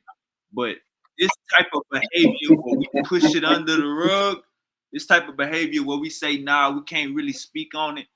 Man, Uncle Asar, when I say, and this my honest opinion, I feel like we pushing ourselves back. We pushing ourselves back thousands of years by being quiet about the fuck shit. It's not really being quiet about it though. So, like I said, when you're around the situation, it's a little different. So it's not that you push it back. Certain things can't be detailed in the public eye preface. That's for a private conversation. You see what I'm saying? Snitching, yeah, that is part of it. Yeah, he did it. But also, you just ask him to say, is he the one who killed him or who did it? Yeah, he did it. It's the same thing. So it's not like the preface is any different right here. Now we encourage you to keep pushing because you're younger, you're the youth, and we want the truth and we want y'all to move. And the codes that we live by are different than some of the new codes. Because a lot of the new cats out there, like especially the rappers, don't know who won't tell them, right? But in this case, it's an open case, so it's okay because you're not close to the situation. You can speak on it. He can provide you with some details concerning, but he can't say, "Oh, so and so is the one who shot him in the head," unless we got footage of that. Now we do have footage of what happens after while the shooting is happening. We can see the people rushing the people. We're close to him who shot him and got tackled on the ground, and we can see one of them get away. Could be two. Right? So certain things can open up because murder doesn't have a statute of limitation. But in this particular case, we're definitely not stopping you from speaking. That's why I hopped on your show. So he can give you some even more credibility concerning speaking on it because he knows those people.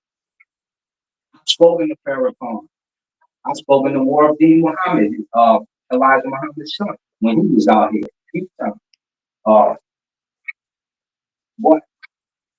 when it comes to opening old wounds, especially as close as like Professor Small this food situation, and Saber Reggie has with Uncle Professor Asar, Smalls, it becomes a little more difficult. Uncle Asar.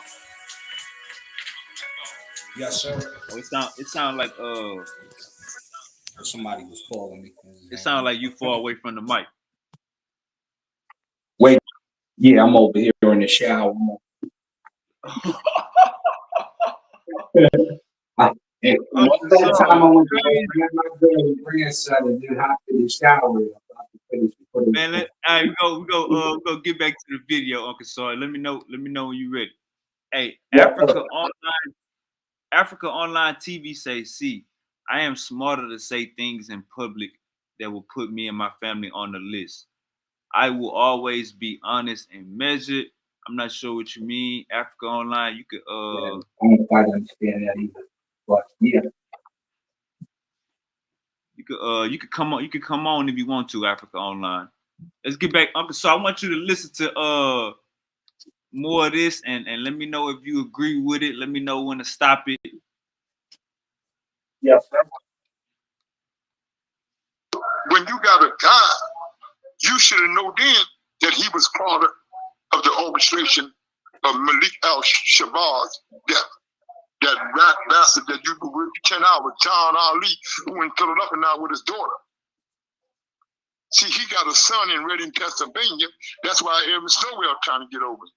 Because when he was up at the camp with Ali, see, Ali didn't trust him.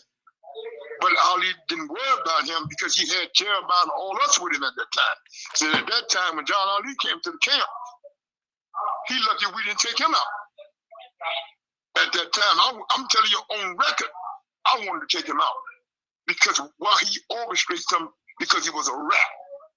In my world, we don't deal with rats. Me neither. You dealt with him because that's what you do. You're a journalist. But you will not see his face in nowhere walking the streets.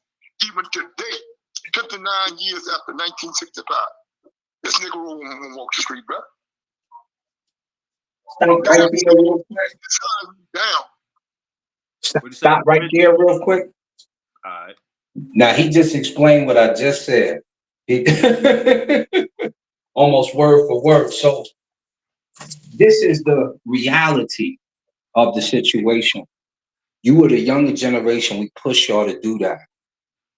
We want y'all to open up stuff. Certain things can't be said directly from the people involved. But if you have a behind the scenes discussion, certain things will become divulged to you.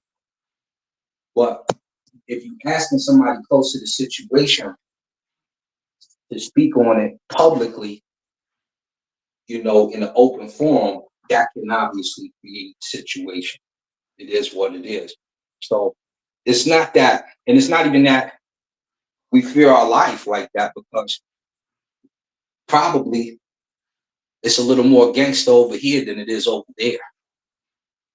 But why would you put yourself in that predicament in the first place to have to harm another black person over old feelings and a discussion with somebody we weren't born with, but that we revere? So what we do is we condemn the act and we know how to move going forward.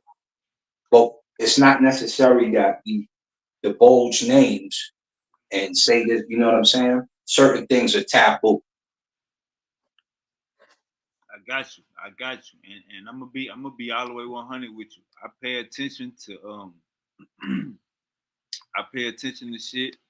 So when you say taboo, I understand exactly what you're saying, Uncle Saw. Yes, sir. All right, let's keep running.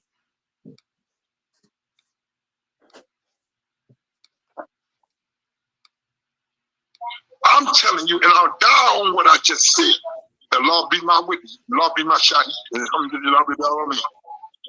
So you got the whole story. I'm backing up what Ali told you and what other brothers told you. That's what went down. Yusuf Shaw, James Shabazz, and James Shabazz. This is the Goose Shop. So today we... Look. And we got names. John, what do you say, Unc? I said, and we got names. All right, we got names right here. Hold on, let's run it back. That's what went down. Yusuf Shaw, James Shabazz, and James Shabazz, and John Ali with the orchestration. And they had to get it out of Chicago. I don't have proof that they got it from the old man, but I know they got it from Junior, because Junior came in here and said it. If you get the tape from the Manhattan Center, public knowledge from 1965, you'll see it. So he said those three guys are the culprits, and he can't say that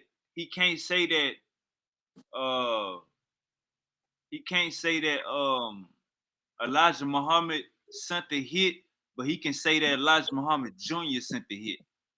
Warfdeen Muhammad. That's and I talked to Warfdeen, and that's, you know, I can't say he did it because obviously I'm not there, but he telling you he closer to the situation than anybody, and most of what he's speaking on is documented, and what he's not speaking on sound like it would connect the dots. And if you look at the video, have you seen the video? I haven't seen the video yet. So go look at the video when they shoot the place up, try to run out, and the people tackle the men, and see who gets away and who doesn't. And then start to make your You understand? That's the All right. homework. And he That's said he keeps saying Malik. Hold up, let me see. He say somebody Shabazz. Who you know who he saying? I heard Shiraz. Hold up, real quick. Let me run it back. Cause he keeps saying he just said Shabazz, John Shabazz or Malik. Hold up, let me see. Do it. I'm backing up what Ali told you and what other brothers told you. That's what went down. Yusuf Shaw came Yusuf Shiraz. Shaw, King Shiraz. King Shiraz, my bad. Yeah, that's Shiraz. I was about to say, damn, it was an inside like that, Uncle Son. Yusuf Shaw, King Shiraz, John Ali. I believe the child he's pointing to is Wafi Muhammad, who brings a whole nother situation. You go shower? Yeah, I'm clean now. Wow. I feel good. Which shower, bro? Shower. You hear my girl talking crazy to me? Yeah. About to witness another. Wait, all the way. James Shabazz. Thank you, sir. Shower door sitting. Yes.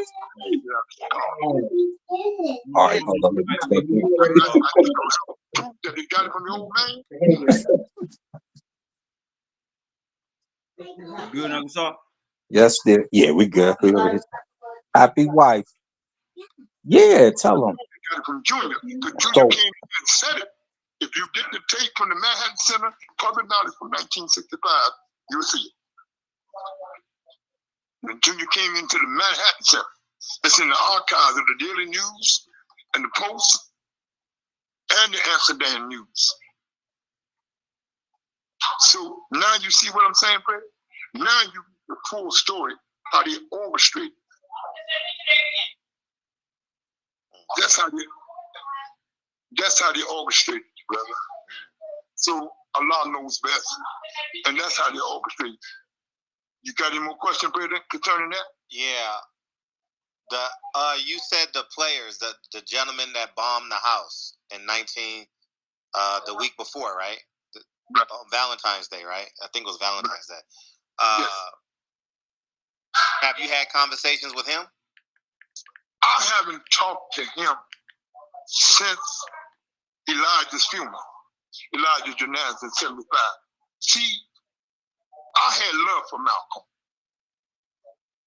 You know, he was all right with me, but my loyalty was to Minister Jeremiah. Whatever Jeremiah and the captain at that time was Shamsuddin Ali, who is still alive. I'm going to try to get him to talk to you. He's Mike Tyson's current father-in-law. He's Kiki's father. He knows more than I know because he was the captain at that time in Philadelphia. And if I'm not mistaken, Minister Jeremiah usually has the glasses on. He's around Mike Tyson when he gets out of prison. Yeah, that's right. That's right. That's how he be talking in Tyson, if I'm not mistaken. Okay. Is it true? Because he even said some more stuff. He said that the Nation of Islam was extorting Muhammad Ali and Kareem Abdul-Jabbar. You know anything about that? Oh yeah. Just pressing them about pressing them about monies. Brother, you making all this money. Your success is not on your own necessarily. It's from Allah and the minister, you know. So there were discussions like that. And not that I was in the room when they happened, but it's pretty well documented. People around the family know. My partner, who is Ali's nephew, and shout out, I know y'all probably you might be watching Malik and Tatiana and all them. You know, y'all know what it is. And y'all can speak on your dad, and you can speak on your uncle. But yeah, it was said that some of that stuff occurred like that. It's like I said, when you're in a position of power, you should not abuse it. Should not abuse it. If you get to a position of power based off of somebody else, don't forget the people who got you there also, you know. But Ali was donating to them. So I don't understand why the extra pressing, took place. Oh, but you getting a million, so what? I'm getting in the ring and risking my life. And Right. eventually it caused him Parkinson's. So you seen his life on display literally, you know. But yeah, Kareem making big money. Plus he was dating the European girl. But Kareem was involved with a different Islamic movement after a while, which is He that ran. They movement was ran kind of Kareem off. weird. Yeah, kinda, pretty much. They ran him off like how the LA Crips did Shaq, man. God damn. Like, yeah. But All right, let's keep running, man. We gotta do better as a people, man. God damn. Fill it up. It's the top of the clock. 25 is the cornerstone. 7 is at the bottom.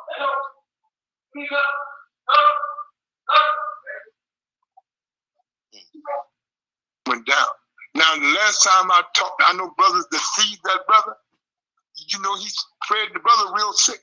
God is punishing. You understand what I'm saying? Yes. Any other question, my brother, concerning 1965? You got it from the date. You pulled it out, Ray.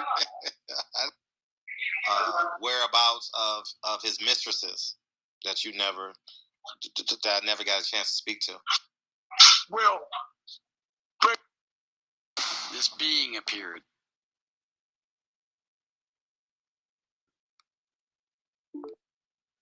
Fred, they don't really want to talk because you know you still got those haters out there. And I don't think we should put these last 2 sisters in jeopardy.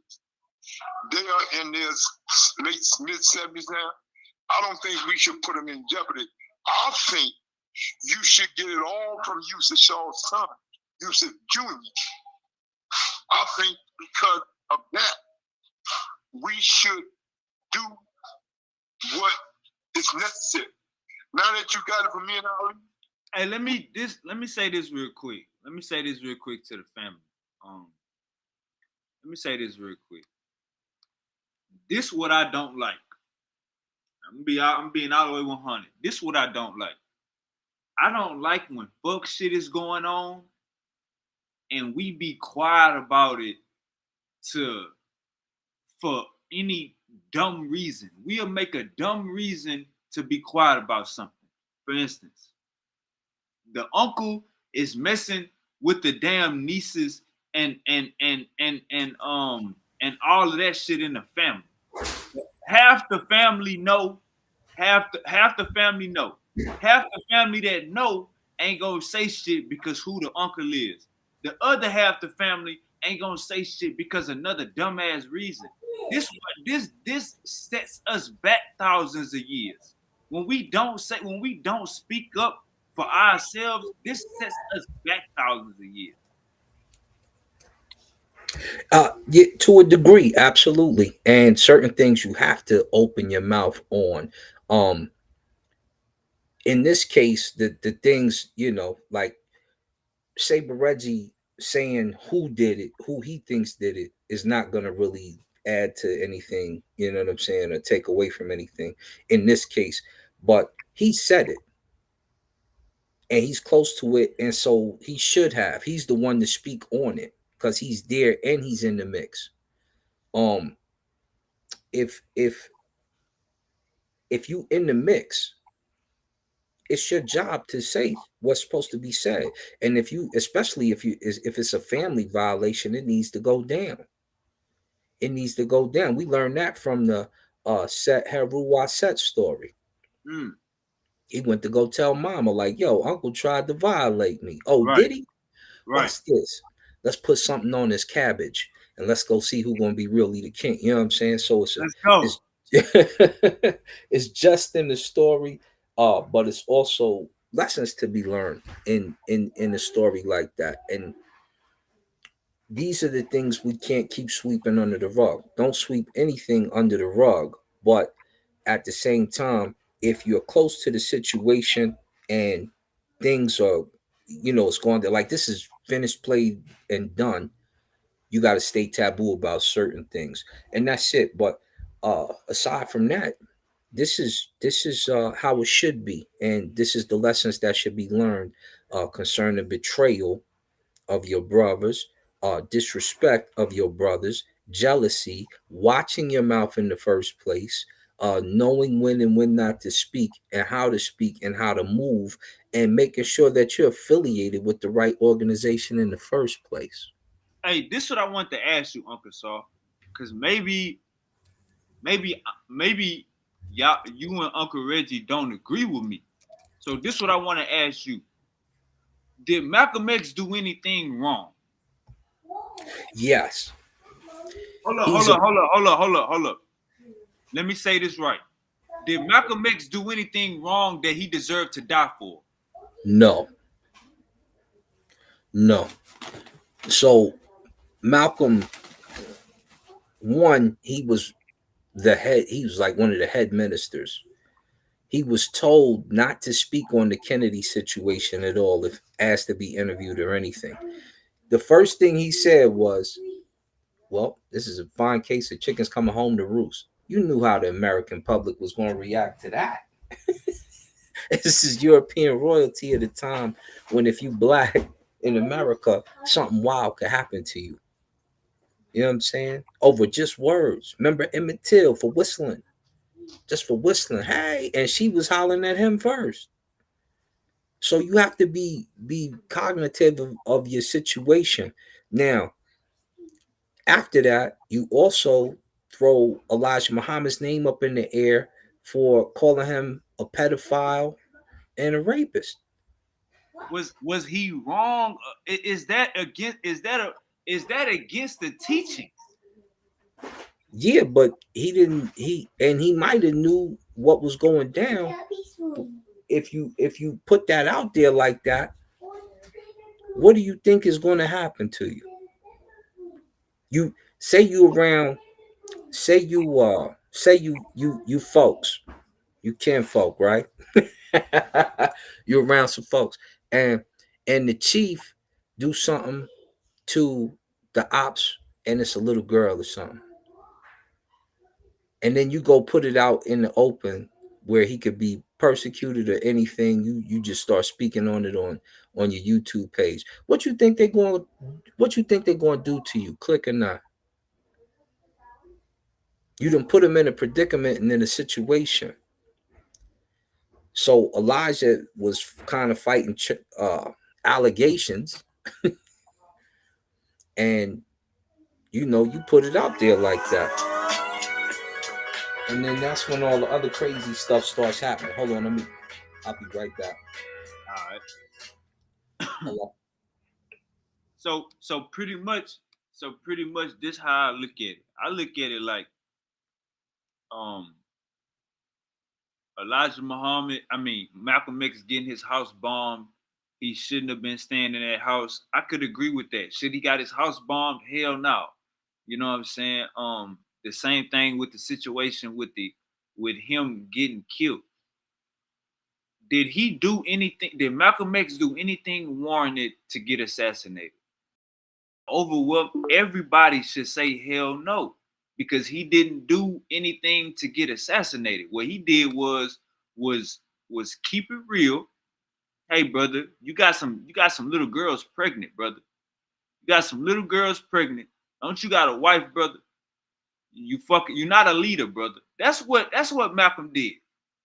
You damn didn't Uncle Assad didn't this why I'm confused at. Because it said Elijah Muhammad's son said, this red nigga talking about my father, I want him on a platter. But didn't Elijah Muhammad's son tell Malcolm X that his father got some little girls pregnant?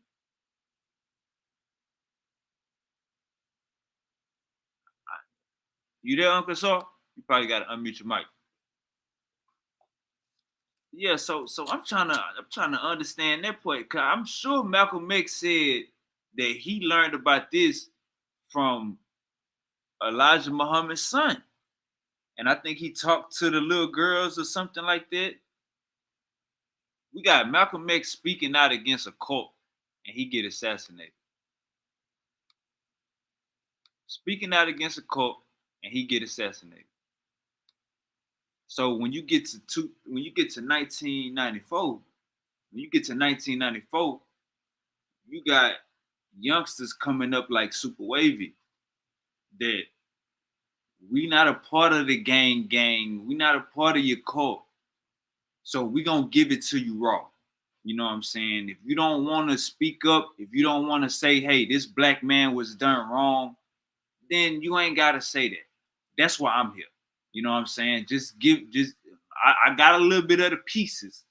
I'm gonna put this play together and goddamn, we're gonna make it all the way safe. What I'm saying is the minute we start okaying any of this shit, oh, he spoke out of turn, oh they did, no, he got killed.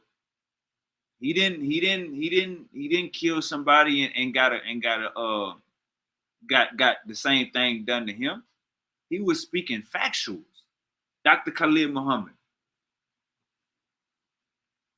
He's in a room with a female that's not his wife.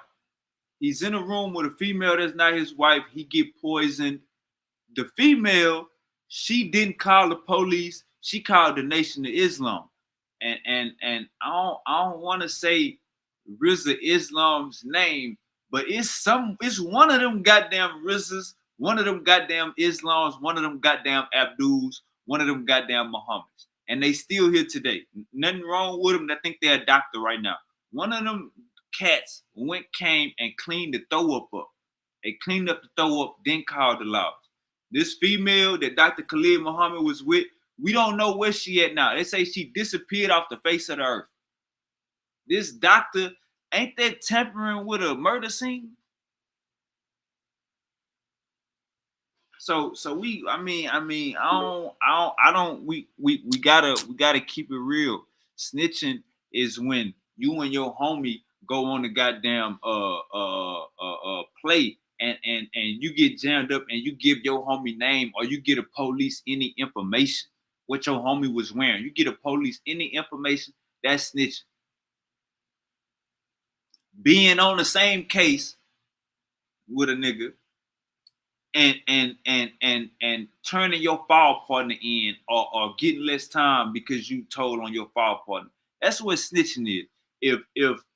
If a lady and her daughter is staying in the house and some intruders come in at 1 o'clock in the morning and violate that lady and her daughter, and you stand right across the street and you don't tell the police nothing, nigga, you a part of the problem. You a part of the motherfucking problem. Motherfuckers is dying and getting violated. Martin Luther King family getting knocked off, and we want to act like nothing is going on. We got to speak up because you got family members, you got friends, they kids, your nieces and nephews, they might like the Quran. All rappers is turning Islam right now. But if they knew the backstory behind the fuck shit, they wouldn't join that shit. So we gotta speak up and we gotta tell it how it motherfucking is. If you wanna be quiet, if you too close to the situation, I totally understand it. If my brother is a part of something and they catch a bad name, I understand. It's a filter. I can't really go all the way in because my brother is part of it, or if all my friends is a part of this company and the company get a bad name, I understand. I can't go all the way in on this company because I got friends over there and I don't want to lose their friend. Fuck all of that. Fuck all that. Fuck all that. We're going to be righteous. That's what we're going to start doing. We're going to start moving with righteousness. Fuck all that closed lips bullshit. Either you motherfuckers going to tell the goddamn truth or you going to get the fuck out the way. That's what the fuck going. Dr. Khalid Muhammad, he ain't shut up. He said, man, I'm writing. I'm spilling my heart out to Farrakhan, and I ain't getting a letter back. I'm telling him, please, you know I'm your best. You know I'll do anything. That's what Khalid Muhammad was saying. and none of them goddamn letters was getting through. I don't even think Farrakhan gave a fuck. Farrakhan had his nose up the white man ass so much that he tried to condemn one of his own for speaking against the white man. Now, how that sound? Farrakhan, you got this good ass hair, nigga. We know you mixed. Elijah Muhammad, you got this good ass hair, nigga. We know you mixed. What's the other nigga name? Is that Elijah Muhammad? What's the white man name that taught the Nation of Islam? Is that Elijah Muhammad? I think that is Elijah Muhammad. I think hold up, ain't Elijah Muhammad, man? Hold on. What is the guy named? Let me look it up real quick. Now I gotta do my research. All right.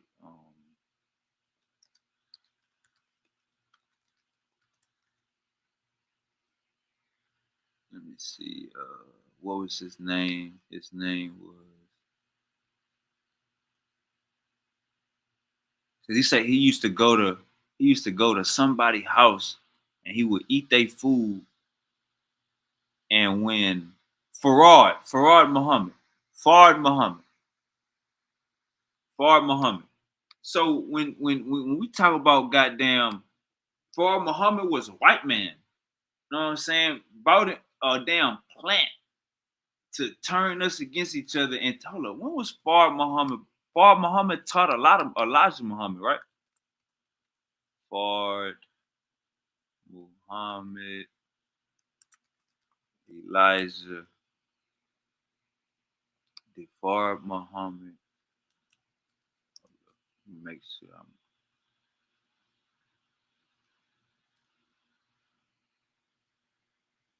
Yes, Wallace eyes. So look, check this out. Let me share my screen because we gotta see. Sometimes you gotta cut the snake off the neck. Gotta cut the neck. Gotta cut the head off the goddamn snake. I don't know what the hell I just said. Say yes. Wallace Farad Muhammad taught Elijah Muhammad. Farad taught Elijah for 3.5 years, imparting knowledge, facts, truth, principles, and the history of the black nation. Elijah, originally known as Elijah Poole, was captivated by Farad's teaching and became a prominent figure in the Nation of Islam. Farad is believed to have been God in person, the Messiah, and the Mahdi by some followers. Now let's look at Farad Wallace Muhammad. Let's look at what he looked like. Nah, this Elijah. I said Farad. I want this nigga. Why are you still showing? Here you go. Look at this. That's a damn white man. It's a goddamn white man. So we can't stand up for nothing that came out as a goddamn operation. This is the roots of what we trying to say is, oh, Farrakhan getting old, Elijah was old. This who Elijah learned from right here. You know what I'm saying? Not to get too far off topic. But that's what the hell we dealing with. We gotta keep it real. And that's why we standing on the shoulders of the ancestors. You know what I'm saying? A lot of the ancestors, they couldn't speak their mind during slavery. That's why Wavy is here. All right, let's get back to this video.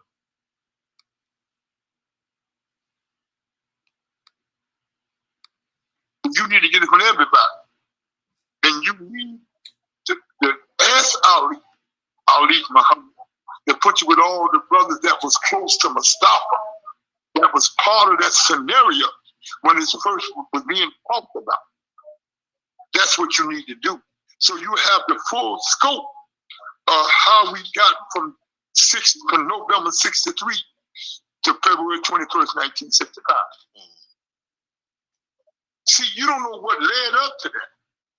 See, John Ali and them created the scenario, him and the two sisters, Esther and Lottie.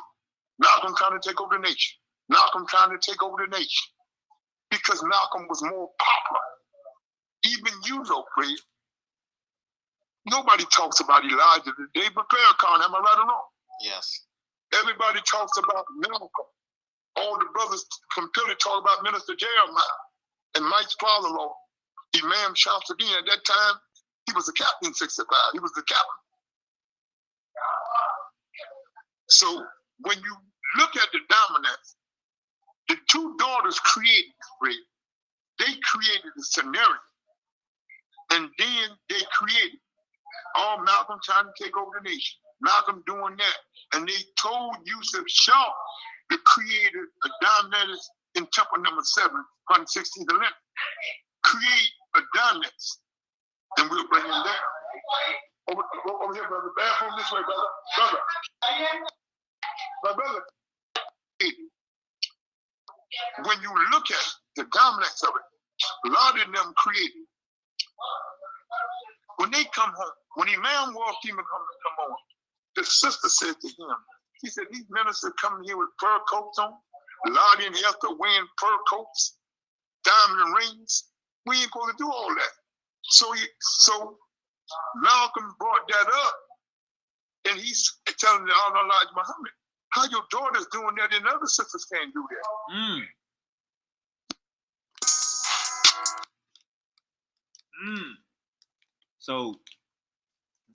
So you got Malcolm X going against the grain.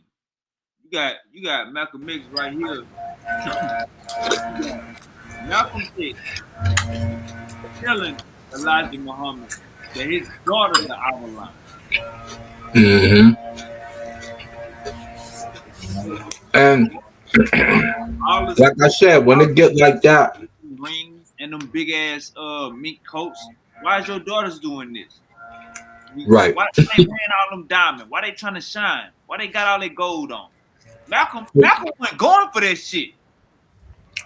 But that's hating. That's hating. Because at the Ali fight, he had on his fur. And he was front row seating. You feel me? So you call him out for duplicity, right? You double talking. All right, hold on. You said Malcolm had on a mink coat at the Mars? Oh, at the Ali fight. Nah. Malcolm is saying that Elijah Muhammad's daughters is wearing big diamond rings and mink coats in the service. They fly. Don't get mad at them.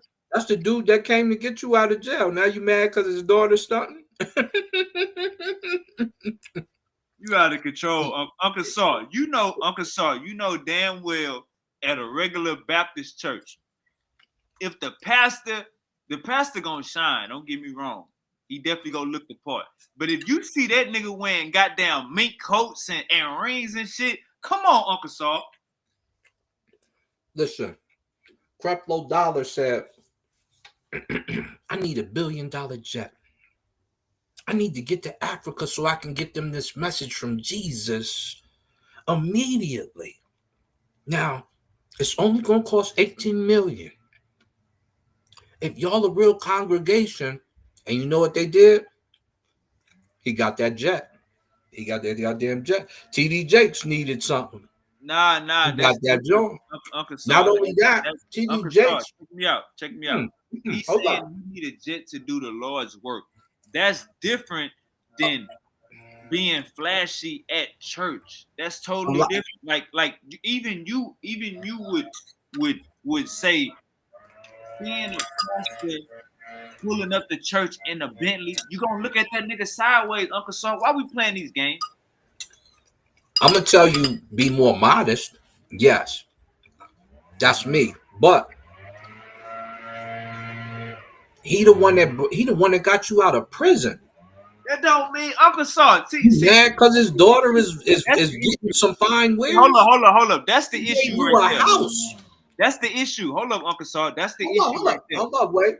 He gave him a house. I'm not supposed to say he's sleeping with underage because my daughter wearing a fur coat? I gave you a house. Uncle Saw, check me out. For me to house my family, I got a family, Uncle Saw. It's not just me you giving me a house and it's a bachelor pad just for me. No, I got a family. So he did the right thing. Plus, I'm the top nigga. I'm him. When I stopped teaching, when he got kicked out, Farrakhan went to New York. So I was holding down New York. I turned 5 miles into 100 miles. Nigga, a house is nothing. What are we talking Okay, about? Huh? watch this. For those of you who watched the movie Malcolm or watched the movie X, you see Roger from Good Times playing Farrakhan. He was sent to Malcolm's house to kill him that night. He came in and said, Malcolm, they told me to kill. I can't do that to my brother. That's Farrakhan, who most of y'all hold culpable. No. Now, No. Look, hold on. hold on. Go ahead. My bad. That's him. He said, look, brother, they told me to do this to you. When I spoke on jealousy in the first place, this is what I'm talking about. This is a man who just gave you a house. He gave you a house. You went and spoke on Kennedy after he told all the ministers not to. You got a house. You got a car. He gave you your own mosque. You got a mosque. You got all this stuff. He getting you right. And then you went and he called you a pedophile. Now, I'm giving you all the goodies. You got a good mouthpiece. You got it. It's going right now. You're getting it popping. It's you, and it was another minister at the time who was also getting busy.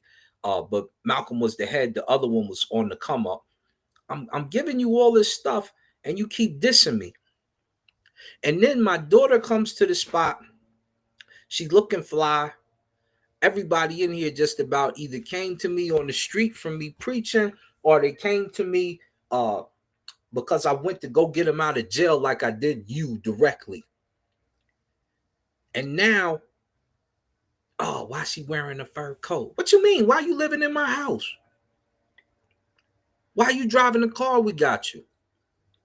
You asked for money for the car. We got the car for you and Betsy because we knew you was having children. I'm looking out for you. The last thing you need to be worried about is why my daughter's wearing a fur coat and a nice ring. Because everybody in here is eating. Not only are they eating, they was building public jobs. They still doing it now. If you need to work, they got jobs for you. Not only that, they was building markets. They building masjids for you to teach. You got schools that they building. All this stuff is happening under Elijah Muhammad pushing the Nation of Islam. The least you should be worried about is his daughter wearing a fur coat. Now, she got the fur coat on, jealousy. You got the house, you got the this, you got the that. You speaking, you getting the engagements. The attention is on you, jealousy. All that jealousy and enmity at some point in time ran its course. And these are the things you have to be aware of. Y'all can't keep getting jealous of each other and disrespectful of each other just because you have nice things. You're supposed to. That's why ancient Egypt is so beautiful, because gold was like dust. Hold on real quick. Hold up, Uncle Saw. We all know Malcolm X was straight up and down.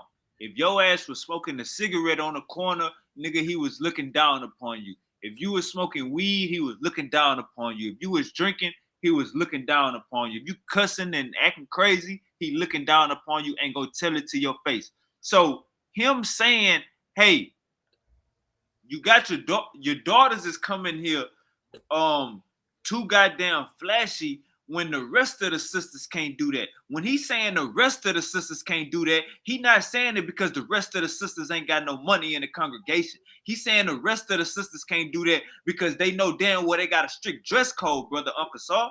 That's why I think, hold up, Uncle Saw, I think you confusing the conversation. What is going on is Malcolm X is saying we've been having this dress code, these rules, these guys this whole time. I come up in this bitch, we start making some motherfucking money, and your daughters is showing it off. That's exactly what Malcolm X is saying.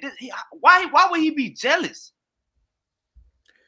Well, why would he go spit the thing about his wives in the first place when he first got with his wives? Why he wait so long to bring it out? Hold up. That's what I was gonna ask you when you left. That's what I was gonna ask you when you left. Ain't it true that Elijah Muhammad Jr. was the one that told Malcolm X that he got them pregnant? Yep. All right. So what I'm saying is Malcolm X, he didn't know off the bat what the hell was going on. But he But seen him around them. hold up, that goes back to earlier, Uncle Saw. In the video, the dude said that Elijah Muhammad Jr. went into some New York media building and said, I guess I can't think of what was the name of the building, but he said that this red nigga talking about my father, I want him on a platter. So is this that just made me think, what the hell was the son? What was he trying to do? Take over. That's why I said I don't speak on Warfdeen Muhammad. I met him out here, but he had his agenda. He had his agenda, and a lot of things get pushed like that, and that's why I was saying I'm not sure if it was Warfdeen or the other one, but yeah. So when he told Malcolm X this, when you say take over, he was trying to take over for Elijah Muhammad or Malcolm X? Oh, for Elijah, because Malcolm wasn't in charge yet. He was just the lead minister. Right, the New York temple. Mm-hmm. So what? So you saying the son was playing both sides, basically? Elijah Muhammad Jr. Basically. Okay. And he you know he gonna do what he do. So yeah, Uncle Saw. Malcolm X, he didn't know that Elijah Muhammad was banging the young girls until the son confused it. I mean, you around them, you know what's going on. Nah. You know what's going on. You his lead minister. You got around them. They got men on top of men. Check this out, Uncle Saw, and you tell me where I'm wrong at. Because I don't think nothing that Malcolm said was wrong. But check this out. Okay. It says,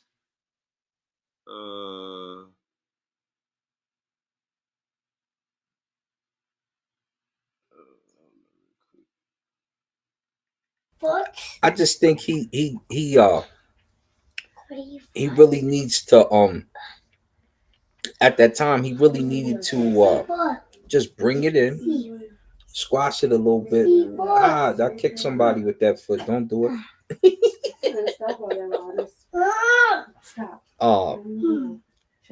So stop, wait. If he just would have slowed down, he would have been good to go. But he never slowed down.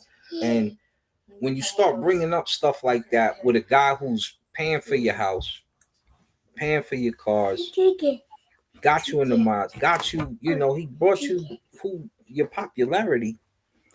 You see what's going on with me, and you gonna flip the script on me, and that don't make either one of them right. It just means that at some point in time, you have to look and say, he move how he move, and I move how I move. Uncle Lasaw, he transformed 5 Mars into 100 Mars. That was his goddamn house. Maybe they was doing some government.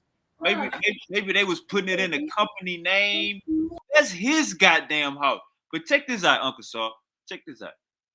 It says this August 28th, Malcolm observes the March on Washington, which he calls a farce. Malcolm's claimed the demonstration was ran by whites in front of the statue of the president, who has been dead for hundreds of years and who didn't like us when he was alive. December 1st, just a few days after Kennedy has been assassinated, Malcolm speaks at a Nation of Islam rally in New York in response to a question, describes the foul play that the United States has committed around the world, and states that Kennedy's slaying is a case of chickens coming home. Mute that real quick. I'm sorry, mute that real quick. 3 days later, Elijah Muhammad, who had ordered Malcolm not to comment on the assassination, responded by silencing him for 90 days, during which time Malcolm is forbidden to teach or to talk to press. Now check this out. This was in December 1st. January 6th, Malcolm goes to Phoenix to meet with Elijah Muhammad, who ordered him to put out the fire you started about the leader's adultery. Malcolm is also removed as the nation's national representative and as a minister of the Harlem Temple Number 7. January 15th. This is 9 days later. Malcolm and his family spent time with Cassius Clay. It says basically Clay, though not yet a Muslim, seeks guidance as he's prepared to fight against Sonny Liston. After the visit, tensions between Malcolm and Elijah Muhammad tension increased. So it's basically saying that after Malcolm X visited with Muhammad Ali, after Malcolm X visited with Muhammad Ali became a Muslim, and Malcolm X wasn't invited to the ceremony. That was just 9 days later. So remember, they put him on a 90-day suspension. So getting to that 90 days in March, suspended indefinitely by the Nation of Islam, Malcolm announced his plan to form his own organization called Muslim Mosque Incorporated. The Nation of Islam responded by requesting via certified mail that he surrender all his property, including Malcolm's house in Queens. Malcolm predicts that black Muslim leaders will murder him. I know where the bodies are buried. I'm in Washington to observe a Senate filibuster against the Civil Rights Bill. Malcolm has a chance meeting with MLK, and a photographer snaps the only photo ever taken of the two men together. So yeah, you see that I got the matter of fact, I got the photograph with him and Muhammad sitting down with their children. Cars. Hold on, let me pull it up. When I get to it. So I'm trying to see, when did he call him out about the underage girls?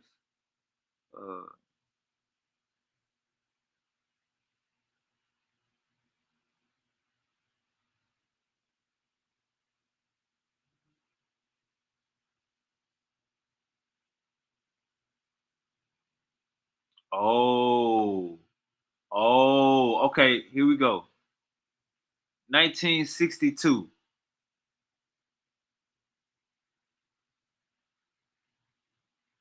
All right, 1961. Elijah Muhammad, who moved from Chicago to Phoenix for health reasons, make Malcolm national representative of the Nation of Islam. This creates the resentment among Muhammad's inner circle, who do not want Malcolm to be the next leader. Let me quick on this stuff. It says Malcolm is increasingly asked to lecture on college campuses. Eventually, he would trail only Barry Goldwater in popularity as a speaker there and participate in television and radio debates. It says in 1962, he called out the police for shooting innocent black men. Let me see. Okay, hold up. In 1962, an altercation leads to police entering the LA Temple and killing its unarmed secretary. They're going to pay for it, Malcolm declares, and go to LA to eulogize Stokes at a funeral attended by 2,000 people. He says the police shot innocent unarmed black men in cold blood and urges action, but Elijah Muhammad resists calls for an aggressive response. An all-white coroner's jury deliberated about Stone's killing for 23 minutes and terms it was justified homicide. By contrast, 14 Nation of Islam members were indicted for assault in the incident and 11 are found guilty. Later this year, Malcolm confirms that Elijah Muhammad had engaged in repeated adultery and had children with at least 3 of his young secretaries. I felt almost out of my mind, Malcolm says. Herbert Muhammad asked Malcolm's speaks to minimize coverage of Malcolm. Herbert Muhammad asked Muhammad speaks to minimize coverage of Malcolm X. 1963, Malcolm began work on his autobiography with Haley, making 2 or 3 hour visits to his Greenwich village. We got off to a very poor start. Eventually, Malcolm warms to the project and begins to share details of his life. April of 1963, Malcolm flies to Phoenix with Elijah Muhammad's son, Wallace. So, Uncle Asar, we talking about Wallace. It says, Malcolm flies to Phoenix with Elijah Muhammad's son, Wallace, to confront the Nation of Islam leader. The three men agreed that Muhammad's behavior would be defended by likening it to the Old Testament prophets. But when Malcolm describes the idea to several other Nation of Islam ministers, he is accused of inflaming the situation. The next month, Malcolm writes a letter of apology to Muhammad, but relations between them continue to cool.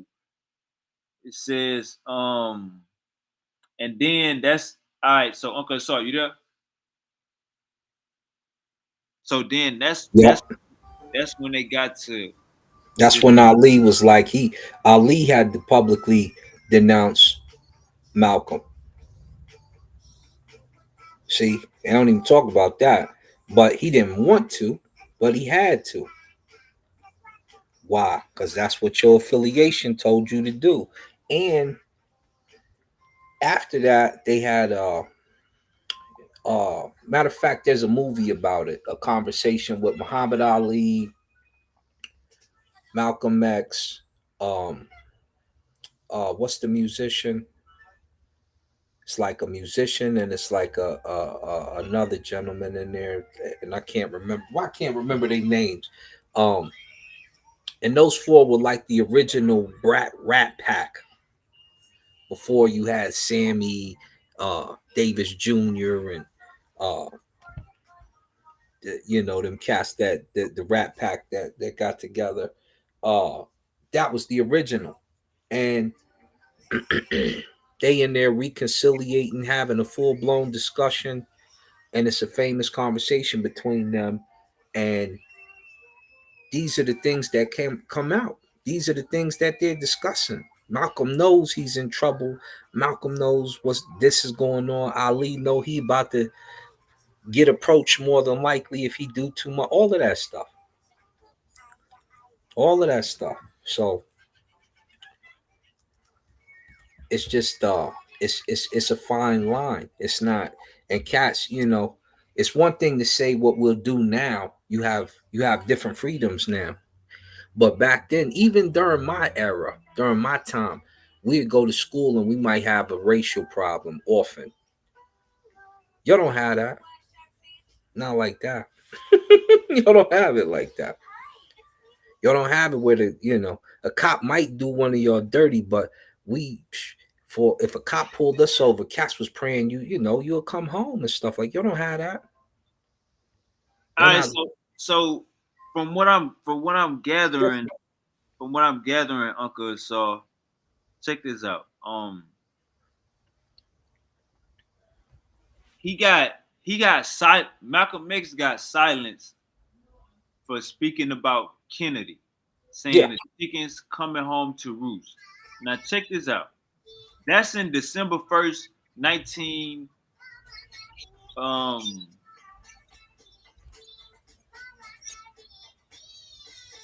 let me read your mic real quick. Let me see.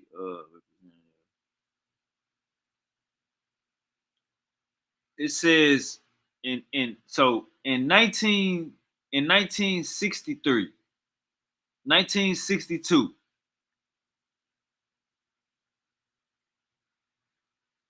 it says 1962 later this it say 1962 later this year Malcolm confirmed that Elijah Muhammad has engaged in repeated adultery and had children with at least 3 of his young secretaries. All right, so check this out. let's go to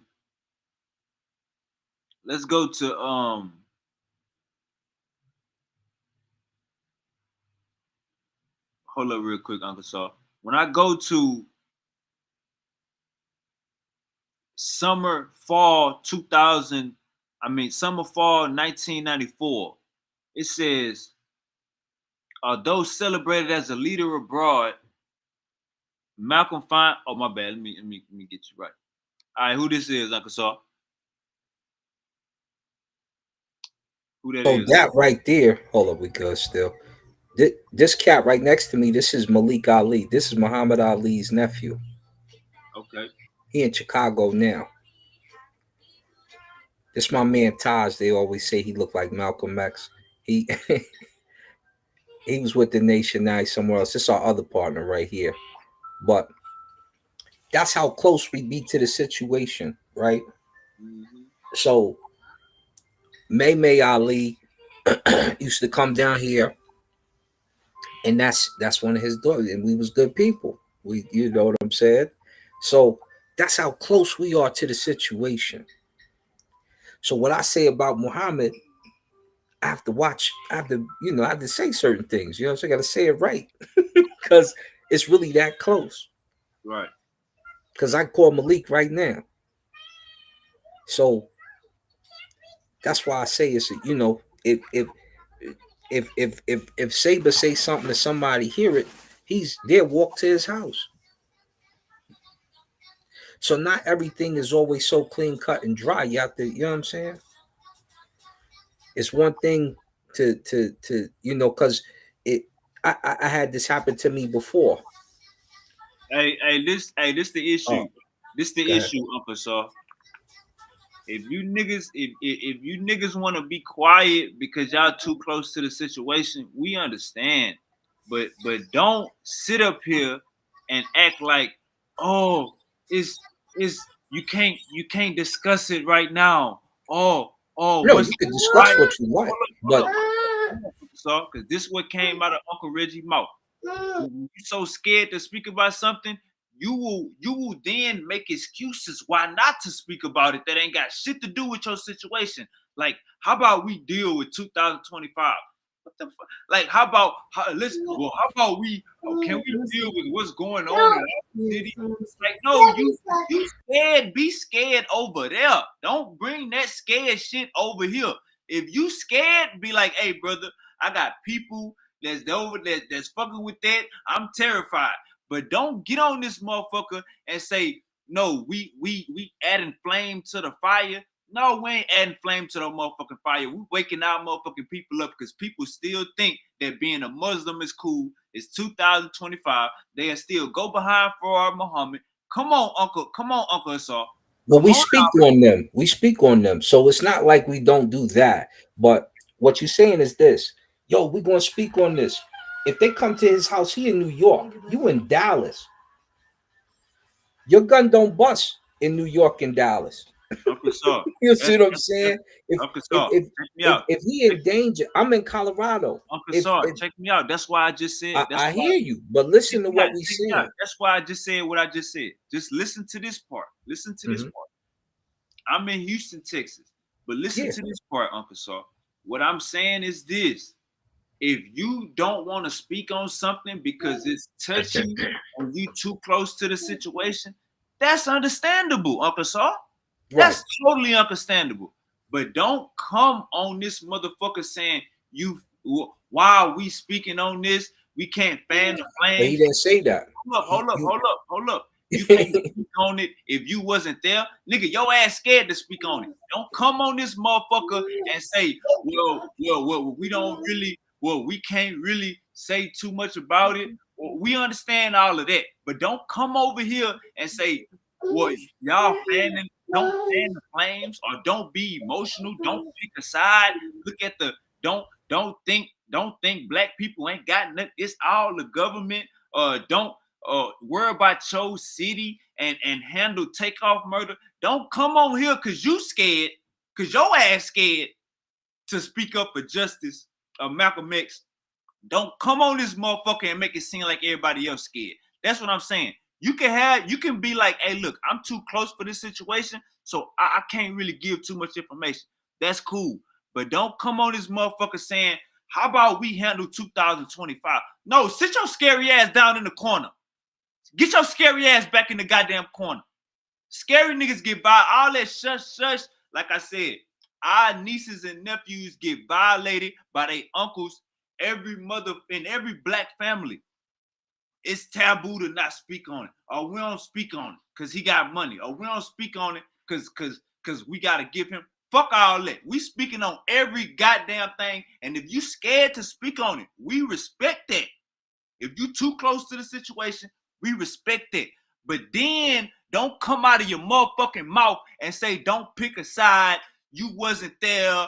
Worry about takeoff murder or come or go deal with. We need to be worried about our own. No, fuck all that. Malcolm X got done wrong, nigga, and that's the topic. If you scared to speak on it, get your scary ass in the corner.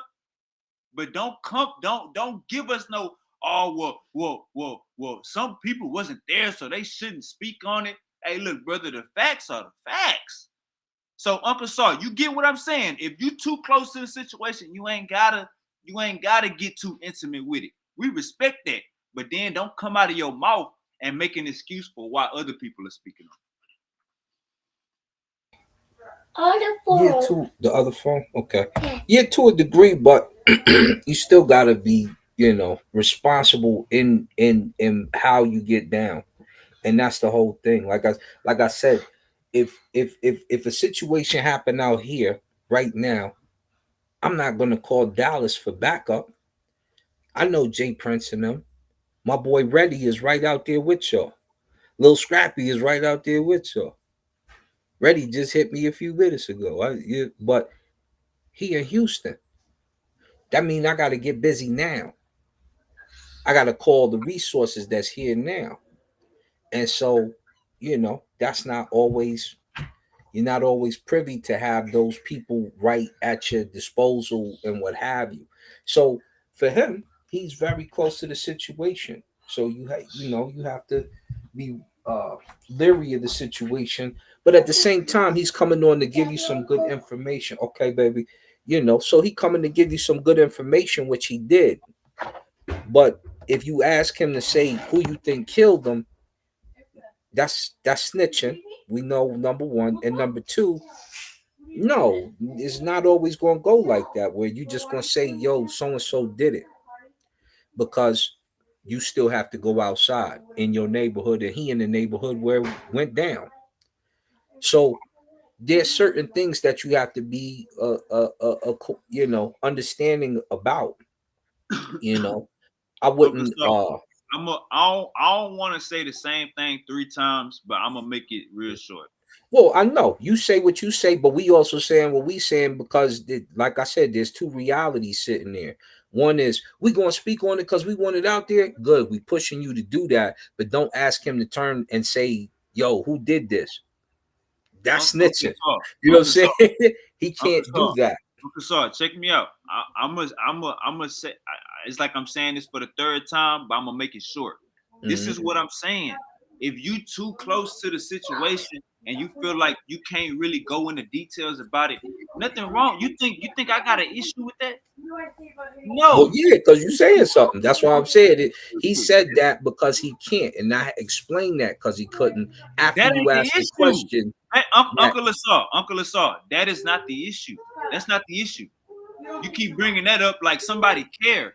If you scared to speak on it, you scared. I got you. You're not scared. He spoke on it, but certain things he cannot speak on. So you don't put him in the harm's way by asking him a question like that. You keep getting hung up on people scared to speak. This is what I'm saying. I'm not hung up on that. You hung up on the fact that he should be able to speak on everything, and you can't speak on everything.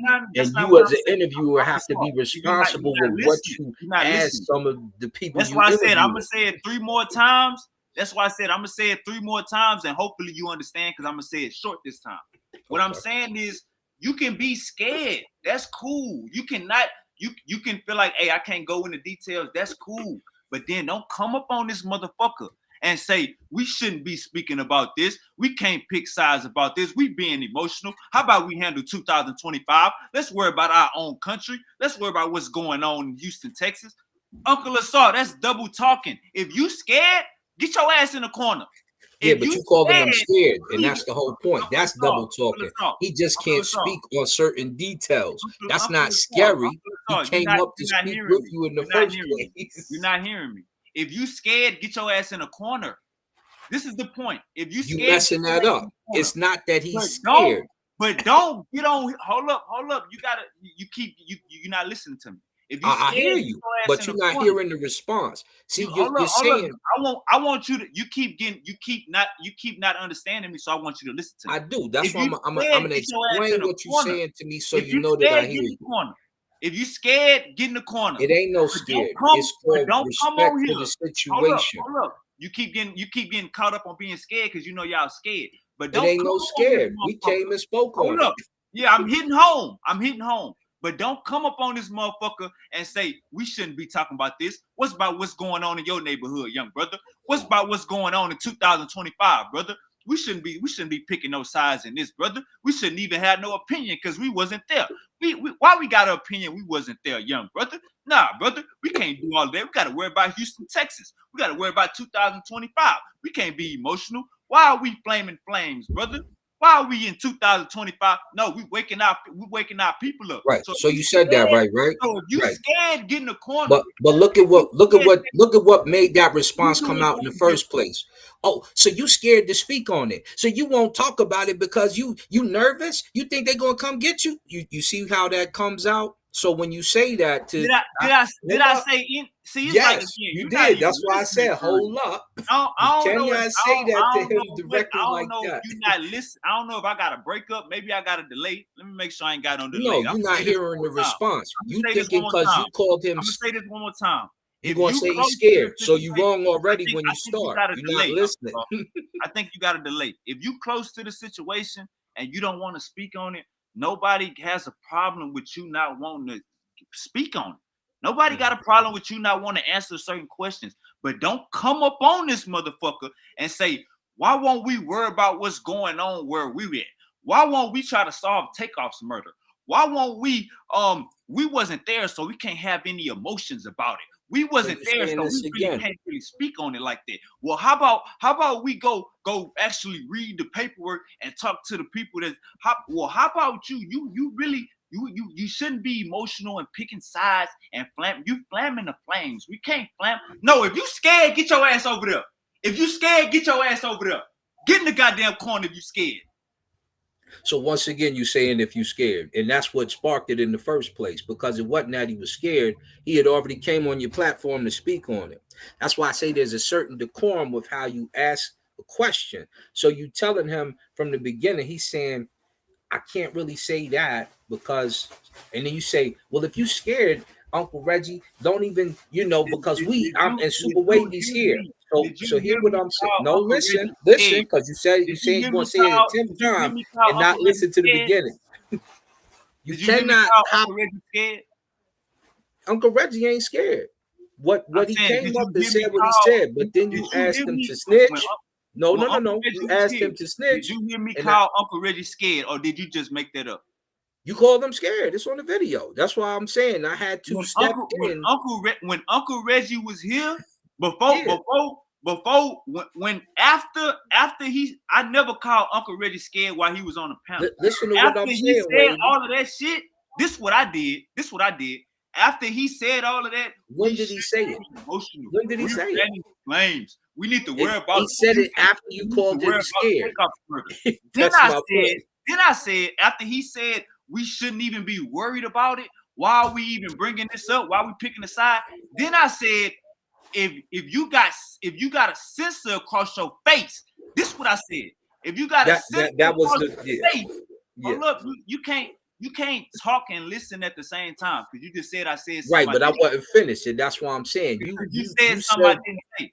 Because you said he had a sensor across his face. What other way did you want to say he was scared? I called him scary, and I'm telling you, after he said, worry about Takeoff's murder in Houston, and we can't pick a side, and we can't fan the flames, Then I said, if you got censor across your face, I understand that. That's what I said. I ain't disrespect the elder and call him scary. Why would I call him You ain't scary? say you disrespected him, but you just said if you got a sensor on you. So same thing. Am I Basically, lying? Am I lying? Am I lying? No, but is that All cool? right.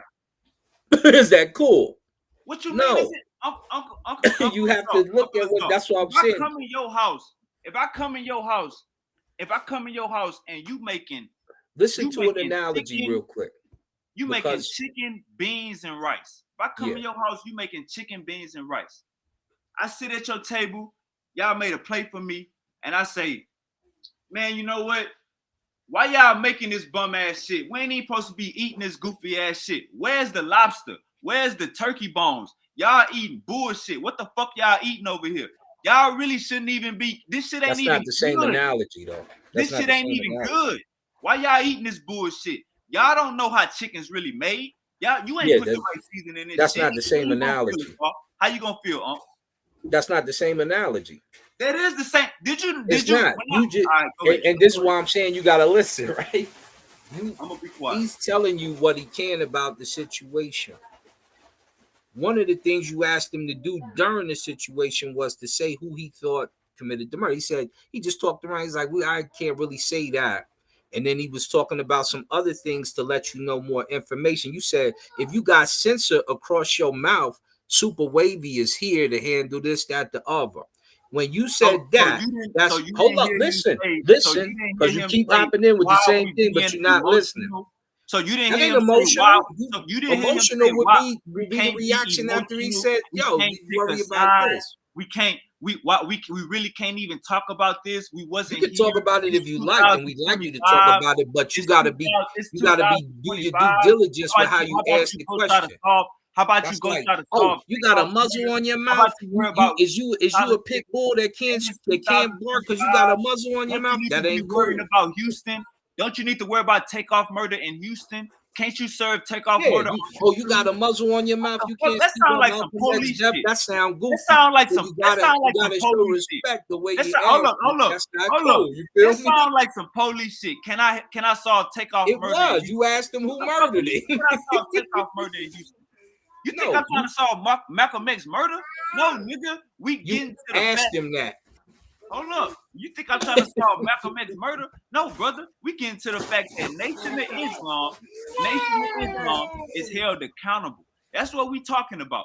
So I don't know if your chronology is wrong. Maybe you forgot when he was calling your ass emotional too. Maybe you forgot why we even talking about this. Well, we really can't even speak on this. Bro, if you scared, get in the corner.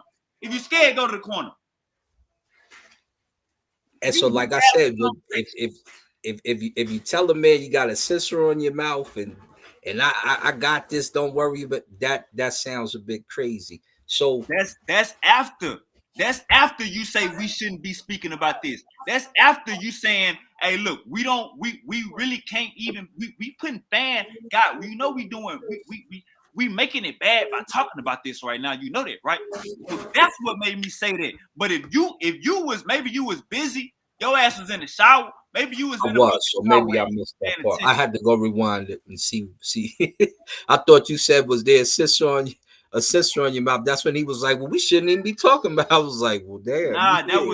This I said, why would I say, look, Uncle Saul, you the one that stopped him from answering that goddamn question about who did it. Let's keep it real.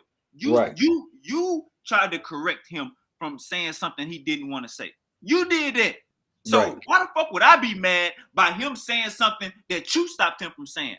No, brother, you confused. What happened was we going down the line. I'm asking questions, and he's saying, "Hey, brother, we can't be emotional. We can't pick sides. We really don't even know. We need to worry about 2025, and we need to solve Takeoff's murder. What about what's going on in Houston, bro? If you scared, go in the corner, gang." Yeah, I thought that part happened after, so my chronology might be off right there. Why would I say speaking on it is good? That's what made him hop on the platform in the first place, because he wanted to help elaborate on the situation with what he could. Man, Uncle Lasar, Uncle Reggie gonna always be the OG. I'm not gonna say why you got a sensor on your face because you didn't answer my questions or felt like you couldn't get detailed. That ain't why I said that. That ain't why I said that at all. Yeah, so I had to go back and listen to that, but I thought, yeah. And I ain't never call him. I ain't never say Uncle Reggie, you scary. I ain't gonna disrespect you like that. I have no reason to. But if you come on this motherfucker like, hey, why are we even, bro? Y'all, you know y'all making it worse. You know y'all fanning the flames. Now, hey, go sit in that corner right there and just watch the show, gang. Cause Yeah, because these we things ain't. have to be discussed and hatched out for the future generations, for sure. So yeah, but just some of the details of it, uh, yeah, they, if certain things come out, you'd be like, hold up, don't even think about your situation. Think about, but Yeah, like I ain't got, man. Trust me, Uncle. So I ain't got no problem with nobody not wanting to go detail. We got a video playing. He detailed as hell. that's why I said let the video tell it because You know I'm not gonna call Uncle Reggie. You know I'm not gonna say call him. He got a sensor across his face. We got the whole goddamn video clip right here that's yeah, saying everything that I'm asking Uncle Reggie. So I he, ain't he got a problem with that. he's saying exactly who did it, who he think did it, who was there, who. So that's why I say let him say it. Don't because they'll come right around the corner.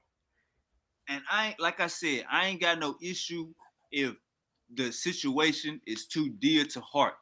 I ain't got no situation if the issue is too dear to heart and you can't talk too much about it.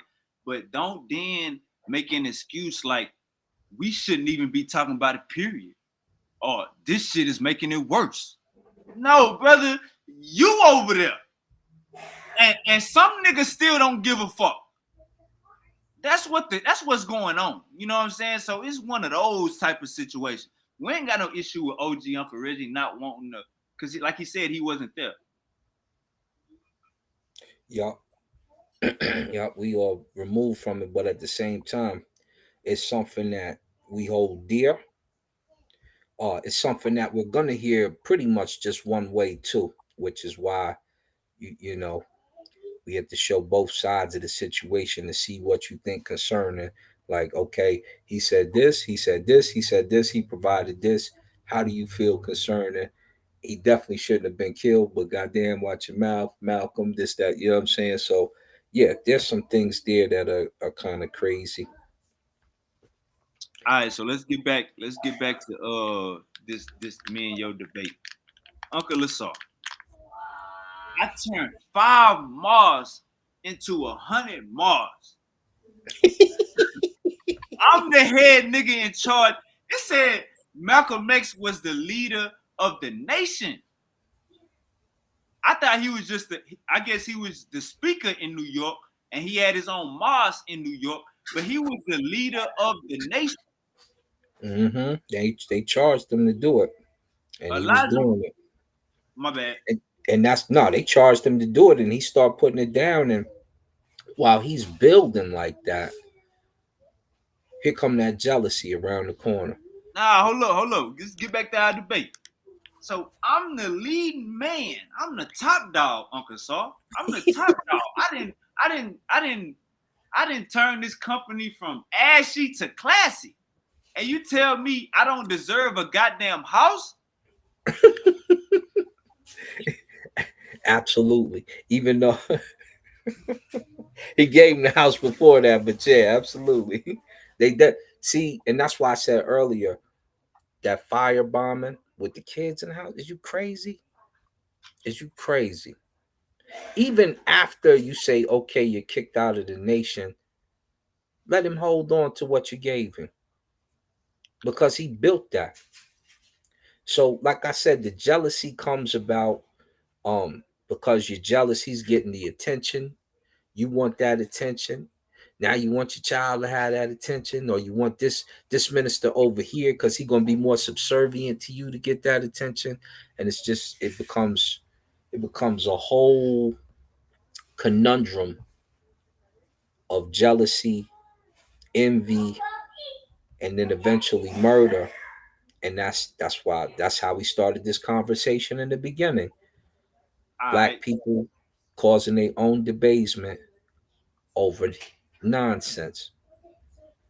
all right. So with the daughter, so you think Malcolm X, you think Malcolm X was being jealous of Muhammad Ali? I mean Elijah Muhammad or his daughters by saying they dressing too flashy at the mosque? Yeah, because he knows how Elijah people move. He been around them for all that time. Let that go. Whatever he gonna do, let him do what he does. All right, so He built it. Let somebody else handle it because number one, it's one thing to give a modesty speech at the masjid while you're giving your khutbah.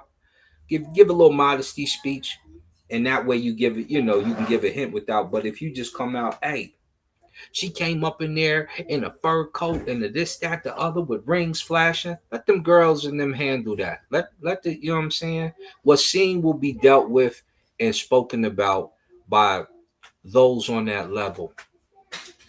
And he'll feel it from the congregation because the congregation will make a statement. You don't have to go up directly and say so and so. And he definitely have to do it like that. all right, so check this out. Summer 1994, excuse me, summer 1964, although celebrated as a leader abroad, Malcolm finds himself under increased attack at home. The Nation of Islam begins eviction process against him. His brother Filbert denounced him, and his life is threatened. Malcolm retaliates by making repeated public reference to Elijah Muhammad's adultery. Malcolm also forms the Organization of Afro American Unity, reflecting a growing political agenda, and spends nearly 5 months in Africa visiting heads of state lobbying for his UN plan. It says January 1965, Malcolm flies to LA to meet with Gladys Towles Roots and two Nation of Islam secretaries who are filing paternity suits against Elijah Muhammad. February 4th, Malcolm speaks with Selma. It say he flies to London the next day, subsequently refused entry into France. And February 14th, Malcolm home in East Elmhurst is firebombed. Malcolm X says that it is upon the orders of Elijah Muhammad. His family is evicted 4 days later. Alex Haley's words: "What I was seeing was a man who was valiant beyond belief, whose structural world was tottering, and he was trying to hold it together." February 21st, Malcolm X is assassinated while speaking at one of the rallies that he created. 3 members of the NOI are later convicted, despite the fact that an assailant apprehended at the scene insisted Escape. that his 2 defendants are innocent. Yeah. And that's see, spiraling effect. So when Malcolm, and this is where I'm like, Malcolm, when I Damn, it look say at the daughters are born after he died. yeah, Before the daughters are born after he died. So when he died, his wife was pregnant. yup, Damn. Khadijah or I can't remember her name, but That's no respect. Hey, that's no respect, Uncle Paul. Ain't no respect there. that's wild. And at the same time, and this is when I'm looking at when you look at the story, you like Malcolm. He's going through court. He's already dealing with the baby mamas, and you go over there and you interviewing them and putting the interview out there like that, and slow down, slow down. It's like, oh, y'all kicking me out? Okay, I'm gonna put my foot on your neck. What? Step back. Let whatever's going to happen in court with them play out. Do you? You done started your own organization. You want to move. Get out their business. Let them say what they going to say and do what you do. Because the world start watching.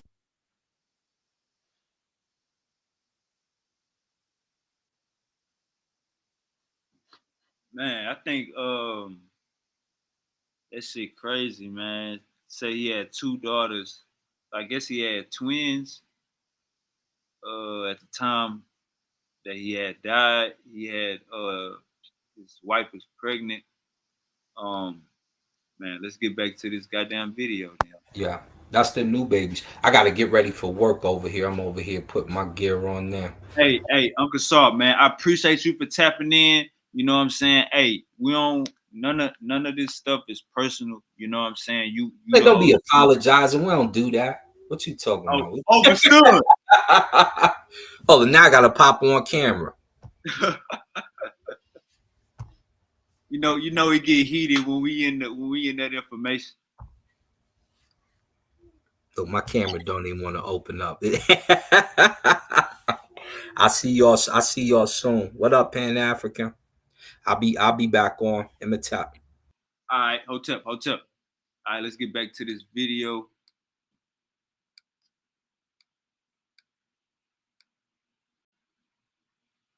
Oh, hold up. Nature. Brothers doing that, and other sisters can't do that. You see what I'm saying, Fred? Yeah. They created the Dimex. All Malcolm trying to stay strict and take over the nation. The nation became like niggas on the corner in them days wearing big hats, walking down Lennox Avenue and St. Nicholas. Mm-hmm. That's what the nation became. I'm telling you this, and I'm standing on this because I was part of it. But I did it in Philadelphia. Mm-hmm. So when you have to look at this way, the Dimex that the girls started, John Ali was the national secretary. He could get to the Honorable Elijah Muhammad quicker than anybody because he was the national secretary. Right. So they created this, and they knew that Yusuf Shaw was married. They used Farrakhan and Yusuf Shaw. When they would set it up, they would bring Farrakhan up, let him speak in New York, let him speak in Newark, let him speak in Asbury Park. They would keep him in that region. So when it went down, they created a thing that, well, all ministers go to different mosques every other week or every month. They created that for the press. Now you see where I'm coming from, Bray? Yes. This was built from chickens coming home to roost. Coming home to roost was to get him out the door. Because they couldn't just put Malcolm out. So when he said that chicken come home to roost, see, he didn't do nothing wrong. The press asked him. The press came to him. He got through the lecture all right. And then the press said, he said, it's just like chickens coming home to roost. What did he say wrong? What did he do wrong? Right. Because 2 years earlier, they killed 4 little girls. Hey, look, check this out, gang. Check this out. You got Dr. Khalid Muhammad spoke out against the Jews and shit at Dean College. Farrakhan suspended him. Malcolm X speak out against Kennedy assassination, saying the chicken's coming home to roost. Elijah Muhammad silenced him for 90 days.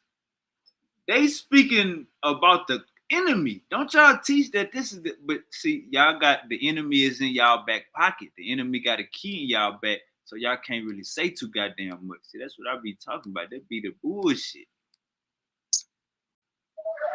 In the Baptist church in Birmingham.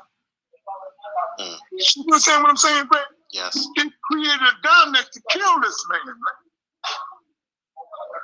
Then, if you look at it, Fred, did Ali explain to you what happened to Minister James? Yes. Ali told you what happened to Minister James, right? Got his head blown off, yes. Minister James got it. The same way he shot that shotgun, he got the shotgun 8 years later, in 1973, right in front of his house. The New World Order. They want to say Now I can't bear witness, but word was out that these guys was loyal to Betty and they was loyal to Malcolm, and they said Betty gave the order. I don't have no proof that Betty gave the order. All right, so listen. I want y'all to listen to this. He's saying that Betty gave an order to take out this pastor or this minister, and Betty said, I know they did it to my husband because we did this. Check this out. Then, if you look at it, friend, did Ali explain to you what happened to Minister James? Yes. Minister James. Listen to what they say about Minister James. Ali told you what happened to Minister James, right? Got his head blown off, yes. Minister James got it. The same way he shot that shotgun, he got the shotgun 8 years later, in 1973, right in front of his house. The New World Order. They want to say, now I can't bear witness, but word was out that these guys was loyal to Betty and they was loyal to Malcolm, and they said Betty gave the order. I don't have no proof that Betty gave the order, Fred. Now I'm saying to your listeners, I don't have proof that Betty gave the order in 1973 for Minister James. I don't have no proof. But what I will say, if you listen to the interview. Yeah, about to let's break this shit down right here.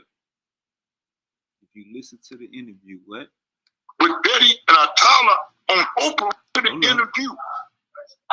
I have no proof. But what I will say, if you listen to the interview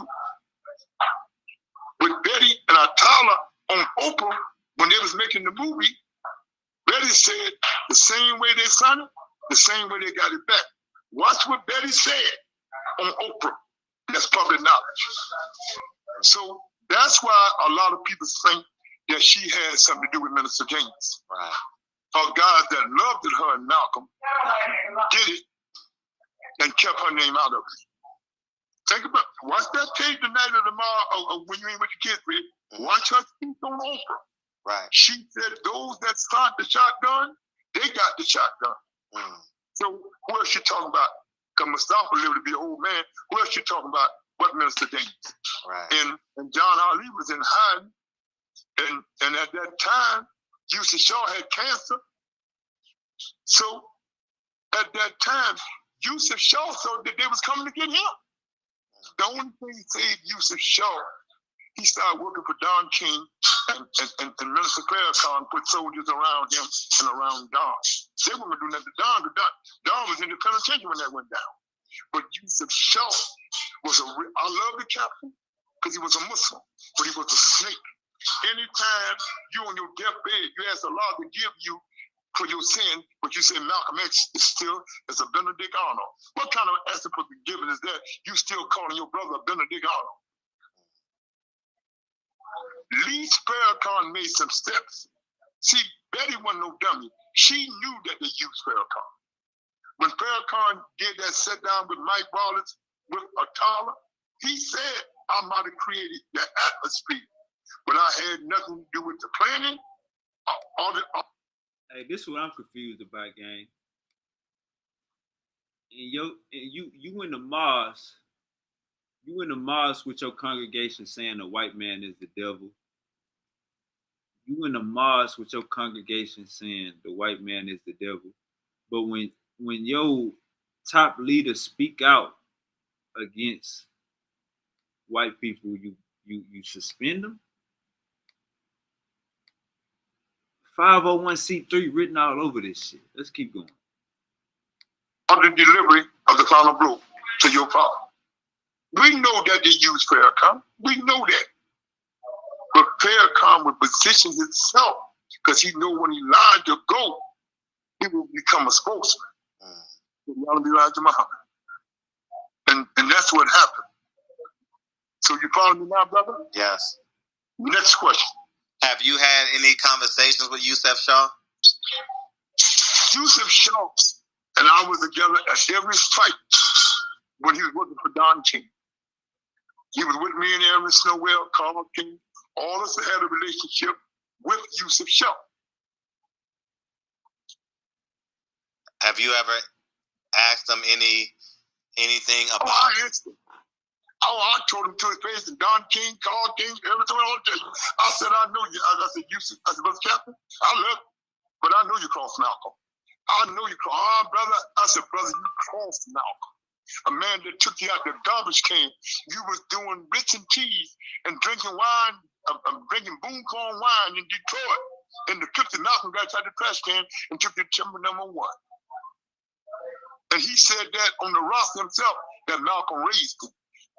Let me ask you something, Craig. Yes. If my son working for you and he crosses you, then he was never your friend. Am I right or wrong? Right. So that shows you that, see, Malcolm didn't make Yusuf Shaw captain in New York. The Honorable Elijah Muhammad put him there, so couldn't nobody set him down. When he got mad at Imam Wardi Muhammad when he came in, because he dismanned there for a while. He dismanned all that. He said, oh, y'all got to get a job. He told his sisters, if your husband ain't got a job, they got to go get one. That's why he sold everything and took care of them outside children. Imam Wardi Muhammad did that, and may Allah grant him paradise. Right. Bruh, if you understand this, Yusuf Shaw told me out of his own mouth, bruh, and I put my children's life on this, that Malcolm was a Benedict Arnold. He got what he deserved. He told me this. We was down in Atlantic City, and I was so mad at Yusuf Shaw. This was as when Spike was making the movie. Spike was making the movie, and we down in Atlantic City for Mike Tyson, Alice Stewart. We down in Atlantic City in December. I think it was 90. It was about 6 months before. When did Joy Foreman fight Holyfield? 91? It was the early 90s, I know that.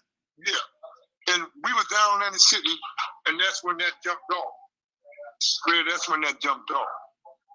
And me because Carl King tell you he had to pull me and you show apart. I said, man, you a snake, bro. I love you because you're a Muslim. But you crossed Malcolm. Don fired him. Once Don got this whole story, Don fired him. Don fired him. And he was serving pork chops for Don King. You one of the national captains. You were the regional captain. And when you say it, brother, Captain Sam didn't really like him, but Captain Sam dealt with him. This Wallace's brothers. For anybody out there that is a single mom. All right, man. All right, I'm going in. Let me hear some more. Because they loved Malcolm. They know Malcolm was straight up. They know their father was a snake. Nathaniel had a white woman down there in Kansas City selling dope. He said, man, my father's crazy. I'm hustling. That's a true story. That's public knowledge. You can go to the archive in St. Louis and Kansas City and pull up his police record. Had a white woman selling drugs, and he was selling drugs before he got himself together. Before his brother came in. When his brother came in, Wallace, Herbert, Jr., all of them got on it sooner because Wallace wasn't playing with them. So that's what went down. Next question before we close out. Have you ever had any dealings with Mustafa Muhammad? What Mustafa Muhammad? No, I mean X. William X. What's his name? Mustafa, my guy. Mustafa was my guy. But as I said before, he was my guy, but he was more close to Ali than that crew, because he come out of that crew. Oh, we would talk. Him and Sister Chandler, they all showed me love and respect because they know my history with Minister Jeremiah. Right. I never had a problem with Mustafa. Always showed me respect. He know that I know about 1965. He know that I know. But we never went there because he got on it sooner. Imam Wardi Muhammad knew it. And even the mayor knew it. But you working for the mayor and you don't know what's going on, bro? Let me tell you this, brother. God is my judge. This was crazy, Fred, how that went down. We got about 10 minutes before my car service comes. Okay. Next question. Let me go back to the South for a minute. You remember that guy with Amy Goodman, the show Who Killed Malcolm? That Muslim brother Abdullah? Yes. He came to Newark. Them brother was gonna kill him. Mustafa was still alive then. Them brother was gonna kill him in Newark. He didn't know he was being set up. I come down the street. Ahmed Muhammad, who worked for Carl and Don King, said, we're gonna kill this nigga as soon as he turn this corner. He around here trying to stir up trouble. A man been dead over 40 years at that time. He didn't know. So I come down the block. I said, no. I said, we don't do that in Islam. We're Muslim now. We ain't following Elijah. We don't do that. Leave that brother alone. If he think he's saying what he's saying, but he don't have no proof. He tried to get to Mustafa. Brothers told him. White folks told him in Newark, don't mess with that brother, man, because you might wind up in a box. That's why that Abdullah never went to Mustafa's house with Sister Calvin. They had the gym. He tried to sneak in the gym. Brother was watching. He was scared and knew. He went to the mayor. The mayor knew who Mustafa was, but nobody really knew. You can't tell by the tape is that Mustafa. You can't tell by the tape. Only brothers that was there that know Mustafa know. I'm pretty sure you watched the tape. Yes. You couldn't really tell if that was Mustafa or not. No, I can't tell. But me and Ali knew that it was him. He knew that it was him. May Allah give him granted paradise and forgive him of his sin for killing his brother. But it is what it is. See, Fred, you can't blame the shooter. You got to blame the ones that ordered it and the one that created the diamonds. So you got to blame Elijah. Damn. So he just said Mustafa was one of the he just said Mustafa was one of the members. Let me see if I can find this goddamn footage.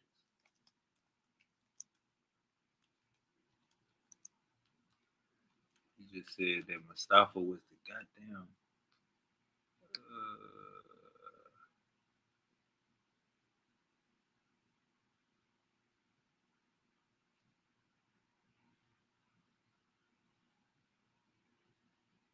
let me see if I can find this video.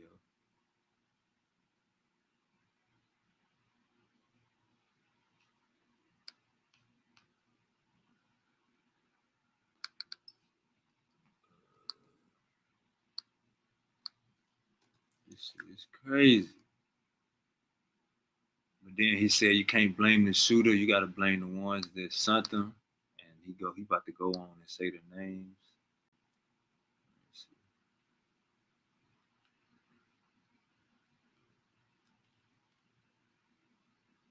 Alright, so I can't find the footage. I definitely can't find the footage.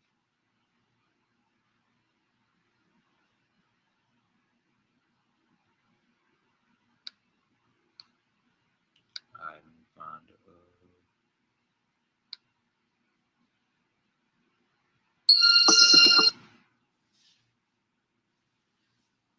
man, I ain't even gonna cap. I might just make this a damn 7-day series because I got so much information on this shit that I think we might have to make this a little series, man. I might have to go 7 days straight streaming about Malcolm X situation because I got, let's see, let's keep going. John Ali, Yusuf Shaw, Minister James Shabazz, and the two sisters, Ethel and Lottie. Captain Raymond Theresa, he didn't have no power. He was supreme captain. He didn't have no power. Yusuf Shaw had more power than him. I had more power than him in Philadelphia. He was the supreme captain. So all those guys were just on the payroll, bro. They was on the payroll. And the two sisters, Ethel and Lottie. Captain Raymond Theresa, Minister the diamonds. So you got to bring Elijah, John Ali, Yusuf Shaw, Minister James Shabazz, and the two sisters, Ethel and Lottie. And Captain Raymond Theresa, he didn't have no power. He was Supreme Captain, he didn't have no power. Yusuf Shaw had more power than him. I had more power than him in Philadelphia. He was the Supreme Captain. So all those guys were just on the payroll, bro. They was on the payroll. So if you gotta watch that tape, Chris, so you can see where I'm coming. Betty Shabazz said those that shot the shotgun, they got the shotgun. Who else she talking about? But James Shabazz. Right. And Ali told you that. Right. He was in the community then. Ali was a young soldier. What's See, your Ali relationship never with was a James street Shabazz? guy. He knew all the street guys. What'd you say, Brother Fred? What's your relationship with James Shabazz? I hated that motherfucker, man. See, Fred, he had power in Newark, but he didn't have no power around the country. He hated Malcolm because Malcolm had all the lights and newspaper was on Malcolm. All the program was on Malcolm. If you read, you watched all the series. Malcolm doing all the interviews at major radio stations, main network, even Mike Wallace. All of them interviewed Malcolm in the early 60s and 50s. Right. So Malcolm was a star. I don't know what John Ali talking about. Malcolm earned the praise these kids giving him. He earned it. Right. Who talking about Elijah? Elijah built a nation. He didn't build a nation. He opened the doors, but Malcolm built a nation. And the Imam Ward B. Muhammad, his son, you see, his son didn't believe with his father because his father put his son out. And his nephew, Chaplain Raymond Sharif, son, he's still alive out there in Chicago. See, you notice Farrakhan never talk about John Ali. Did he just say Elijah Muhammad put his son out? So remember I was asking earlier.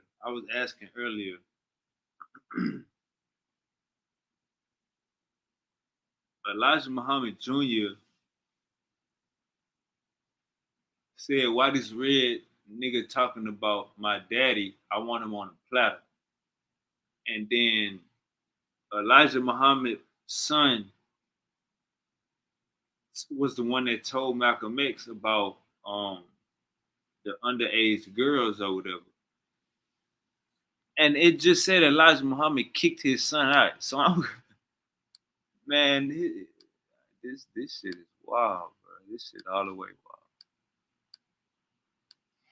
wild. One person he talked about from those was Captain Sam. And he didn't talk about using Shaw no more. Farrakhan old now. He begging God to let him to paradise. Right. For his sins. Right. Last question, Brett. My car service. I know. Warif D. Muhammad. I know you guys may have had extended conversations. That's my brother, man. That was my guy. See, Fred, let me tell you how we got close. He put me out. He came to Philadelphia, November 1976, said, we're going to remake the world. He said, I'm sending down all my captains, Captain Leon Muhammad, who's a known sociologist, Jack Cash.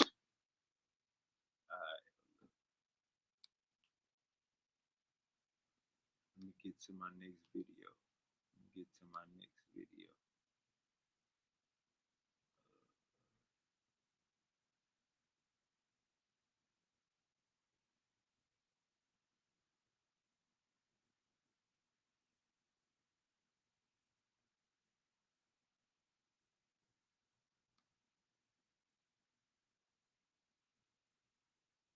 Vivint is for you.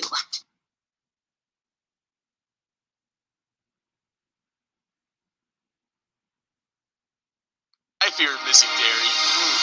Wow. I got something for him. I ain't never like this. Fred, I'm going to say this. And I ain't going to say I'm wrong or right.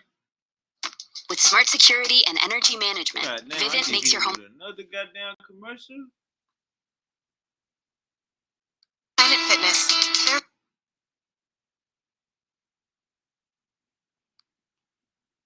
Wrong or right, but Fred,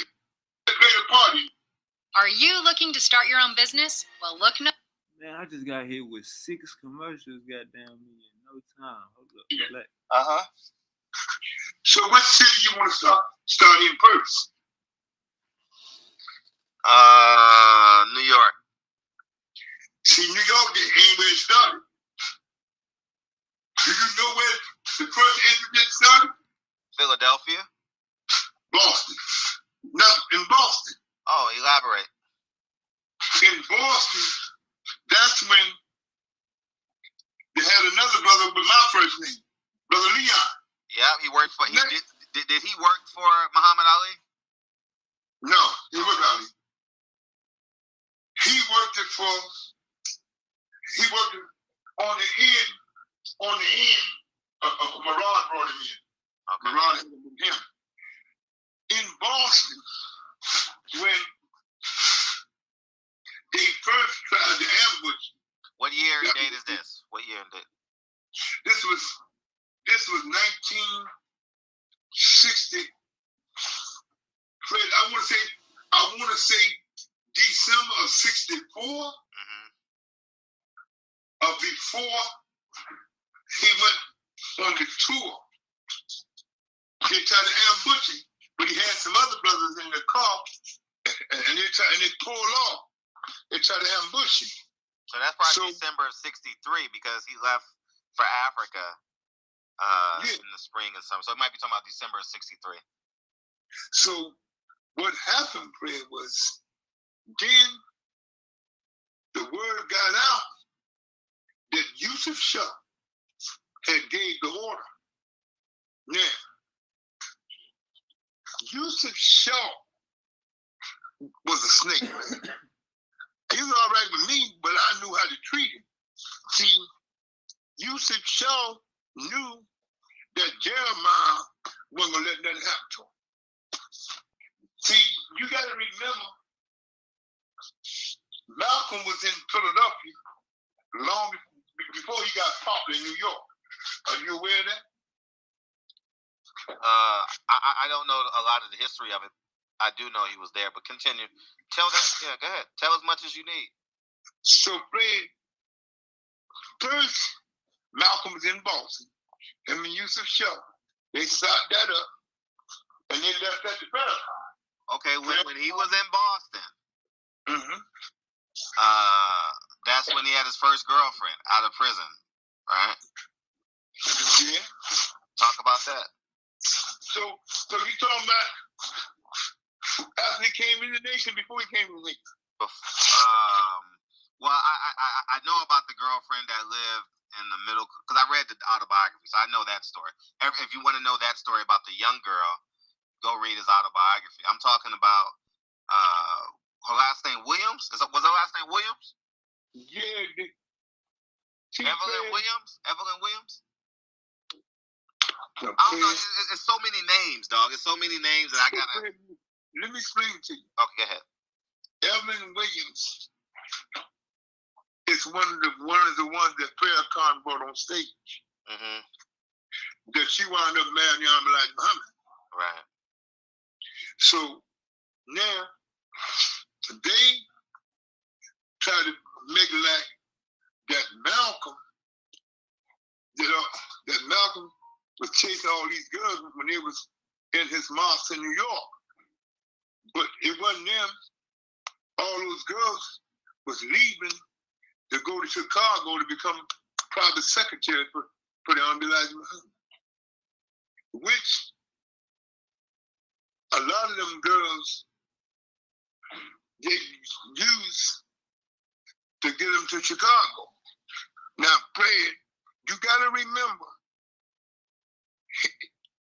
when he left Philadelphia, he went to Boston, went to Connecticut, then he went to Philadelphia. He was the assistant minister at Temple No. 1 under Minister Lehman. That's where he met that no good Yusuf Shah, who wound up crossing. He said this thing was bigger conspiracy than what that rat bastard John Ali told. It was big. See, Hey, you got time today? I'm gonna send you that interview, and I'm gonna send it to you for 3 hours. It's a 2-hour interview. I want you to watch it and call me back. You got? Okay. So I'm gonna send it to you today. Is when we get done with the call. Malcolm X dating her, which led to Elijah Muhammad taking her. Not Muhammad Ali. Malcolm X dating her, which led to Elijah Muhammad taking her. Well, Fred, you know, from what I see. Did you just say Elijah Muhammad took Malcolm X's girlfriend? Hold up. You know, from what I've seen, heard, and looked at, it was just like a pimp taking another pimp's girl. You see what I mean by that, right? Hell yeah, we know what you mean by that, OG. What the hell? I ain't never heard this story. Hold up. Yeah, so Malcolm X was the first pimp, and he was dating her, and then Elijah Muhammad took her probably because he had more money, more esteem. Elijah was but feel free to use your words because you said what you seen. So Malcolm was a street pimp. Elijah was a religious pimp. Wait, I'm sorry. I'm sorry. 1 second. I'm sorry. Say it again. Malcolm was a street pimp in his time. Right.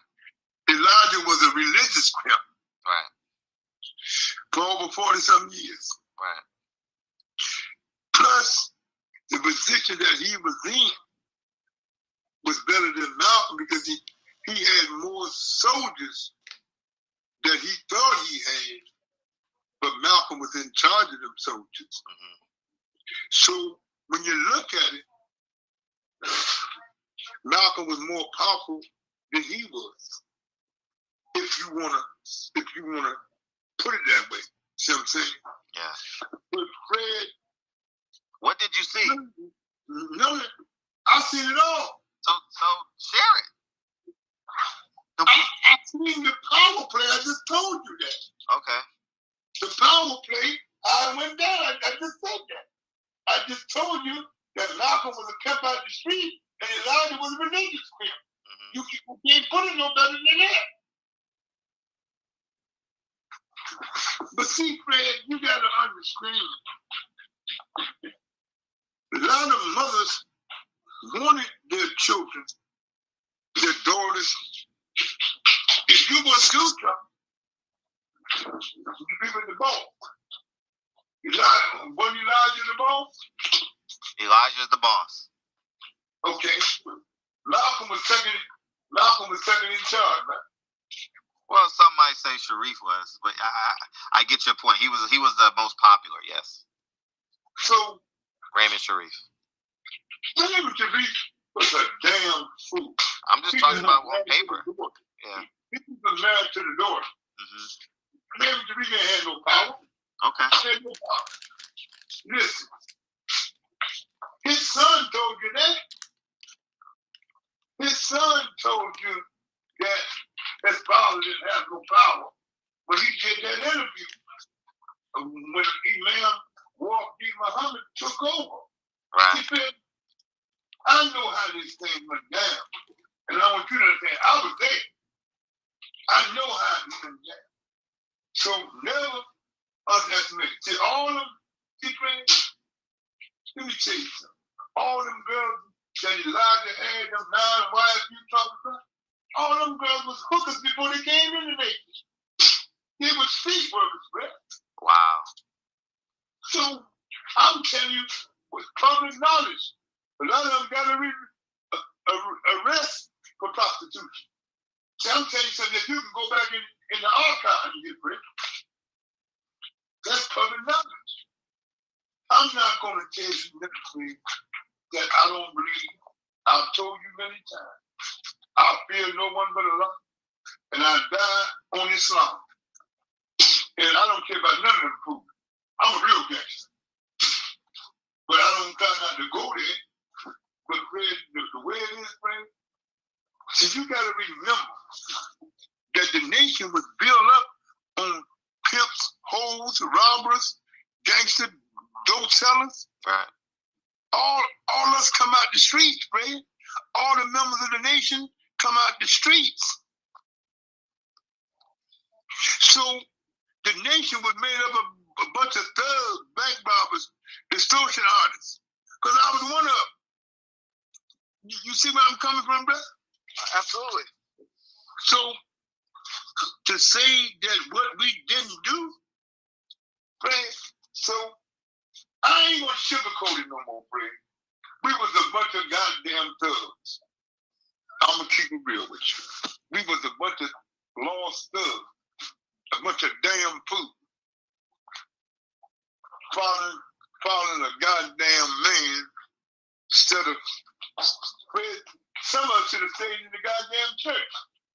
Following Elijah, we was crazy for following Elijah. Bro, I'm gonna tell you this, man. Elijah didn't love nobody but Elijah. After the movie, Fred, a lot of people said Elijah didn't love nobody but Elijah. That's why I said publicly, when nobody from that area was gonna do nothing to you with your family, because I was gonna let it happen. Because you did what you thought was right. There's a man, he is for 44 years, Fred. 44 and a half years off of people hard work, people protecting him. When he did that interview after Malcolm's death, Fred, he was scared to death. Are you aware that the next couple of days, Malcolm's soldiers burned down number 7? Were you aware of that? Yes. So Elijah wasn't no gangster. He just had gangsters around him. And he had no good bums like your main man, John Ali. That's your man. Y'all heard that? They say when Malcolm X died, his gang, his peoples burnt down Mosque number 7. Let's keep going. Fucking rat bastard. He's no good, Chris. So was Elijah Muhammad an agent? Do you think he was sent by the government, empowered by the government? I think that Elijah crossed everybody that was with him to get there. Elijah was a Moor at one time. Did you know that? Yeah, of course, yeah. He was a Moor. He was with all them guys, Silas and all them guys. My whole thing, friend, is knowing what I know today, friend. I never would have joined the nation, knowing what I know today. I'd have stayed a Moor. So to see, Fred, how they did that man, and how they did his children, Fred. Do you think his children is cursed, Fred? No, they're not cursed. I believe the community didn't embrace his daughters and his wife. You know, I ask you about what's going on now. Alicia, now I really like her. I really like that young lady. The rest of the girls, I don't fuck with them girls, man. But they don't mess with me because they don't know where I'm coming from. They want to come to me and ask me a lot of questions, but they don't know how to. You know, the one that work at the UN, she knows me real well because there was a few fights back in the day. She wanted to go to the fights. I told Am that was Malcolm's daughter, and Am told his stepdaughter to give her some tickets. But Tyler, I don't fuck with her. She crazy. She thinks that she's smarter than me. I told her, I said, bitch, you would never be smart as me. I said, the only reason why you surviving is because of my love for Muhammad Ali. I ain't never liked her. After her mama said that shit on Oprah, I said, I want to talk crazy about Minister Jeremiah, I got something for him. I ain't never liked this. Fred, I'm going to say this. And I ain't going to say I'm wrong or right, but Fred, when she said the same way they shot the shotgun, they got the shotgun back. Fred, if you ain't involved, you ain't going to say nothing like that. Am I right or wrong, Fred? Right. Makes sense. That definitely makes sense. Fred, this ain't what I'm saying to your friend, Fred. That's what she said. They can go get the tape from when her and Tyler was on Oprah. And when Spike was in trouble and the networks and the movie theater wouldn't give him no more money, he had to go to Oprah, Magic, and Mike on all of them.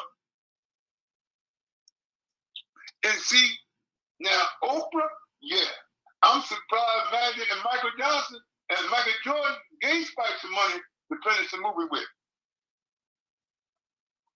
Because first, the movie was too long, and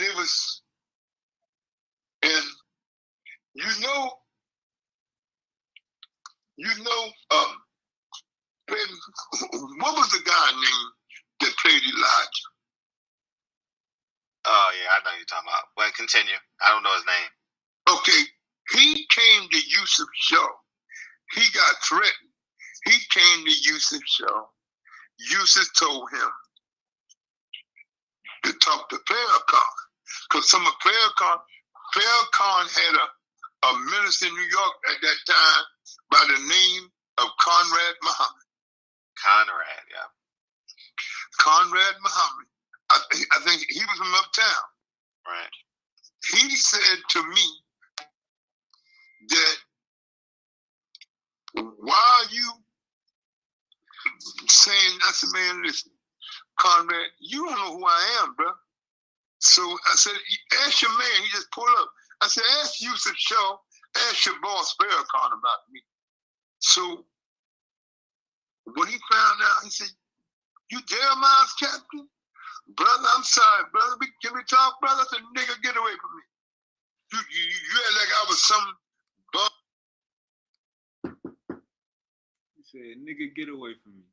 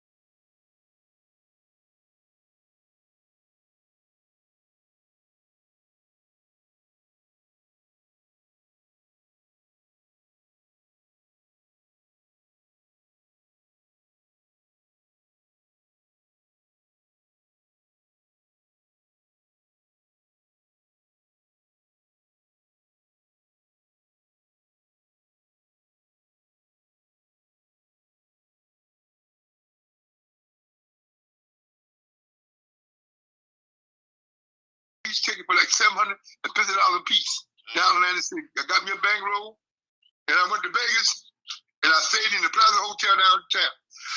And that's how I knew then. When I come back into New York, I'm arguing with Spike Lee, because Spike's crazy. He said this. I said, man, listen, all that you're saying, I said, listen, Philadelphia ain't got nothing to do with this. He said, well, I'm going to call. I said, you ain't got to call Mr. Jeremiah. He walking in the Salon restaurant right now. He in the restaurant. He said, Spike said, you don't know Jeremiah. You the show said Spikes.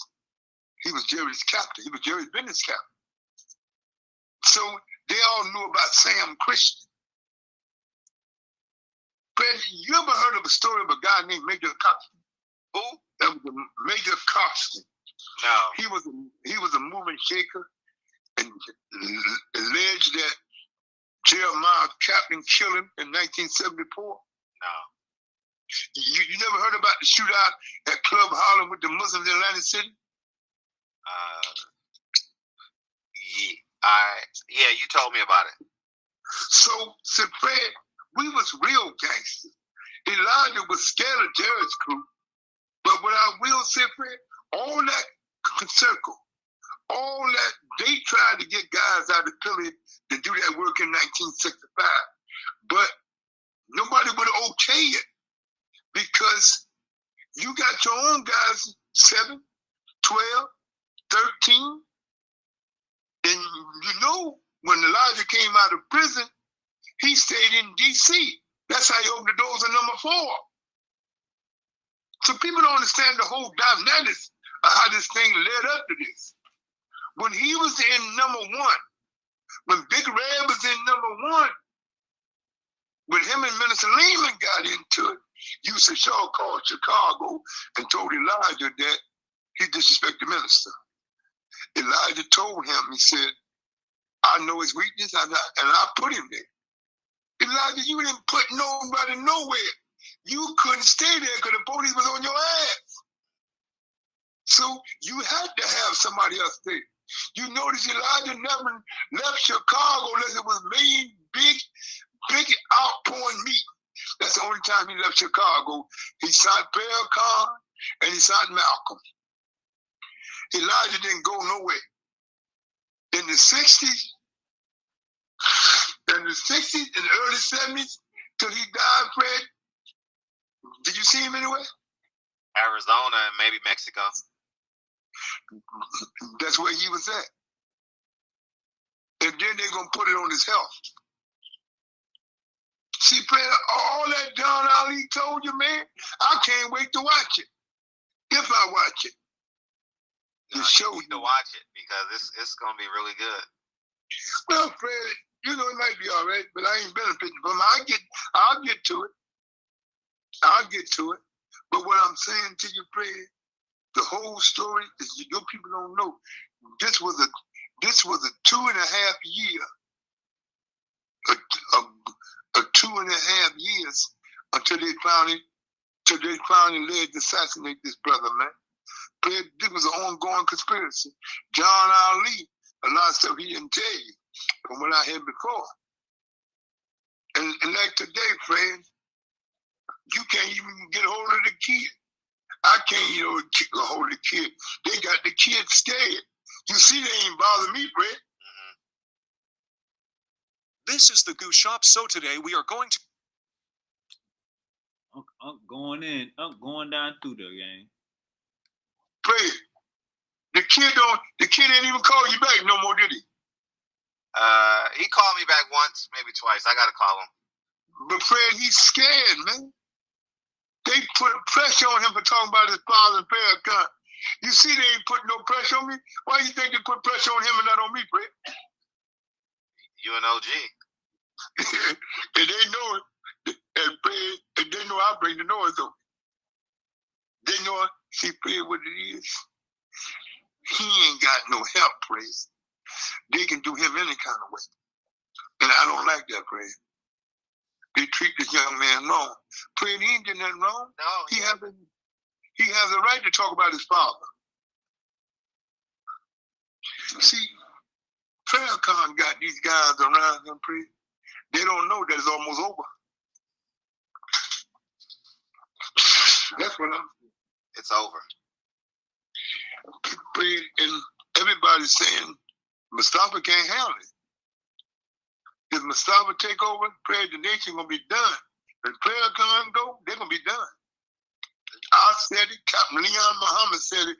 When Lewis returned to God, y'all got to pay the price. There ain't gonna be no more saviors doing none of that shit, cause there ain't no savior no way. Allah's the savior.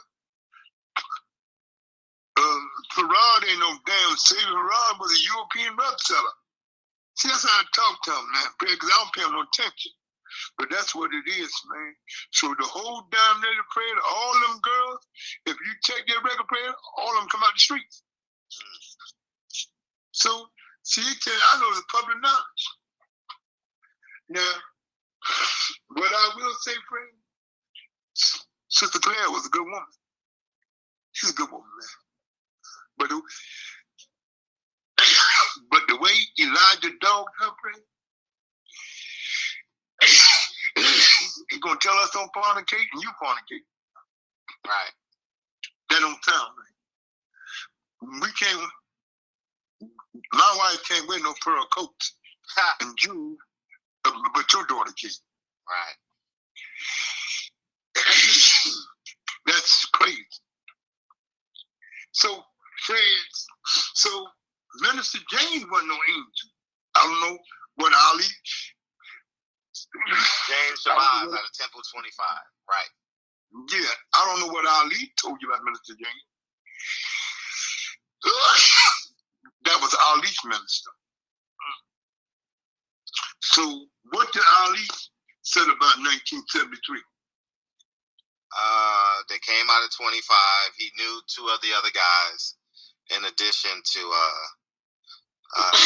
Mustafa, and he just detailed it. He said he confirmed that was him in the video with the trench coat on. They got the information from one of the killers. And did you ever run into the guy that got out of jail? Which one? The one that got out. He's still alive. One of the killers. I'm trying to think of his name. Thomas? Yeah, Thomas Hayer. Yeah, you home. Have you spoken to him? No. I haven't seen him. They told me he asked for me, but they said if you find the captain wants some of that money you got. They know I don't talk unless I'm getting paid for it. Hey, that man should do a movie. But Fred, what I'm saying is if you do a movie, who gonna touch it? Are you gonna touch it? Hell yeah. Would you bankroll? Would you get him some investors, Fred? Yep. Hell yeah. Why would you do this? Did he alleged he killed your brother?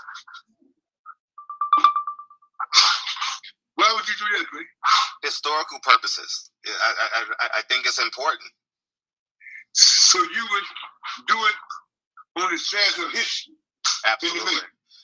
Yes. Clear the air. Lay it all out. Yeah. Fred, but you know what, man?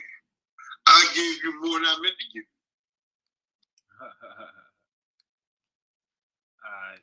Let me read this little article real quick. It says,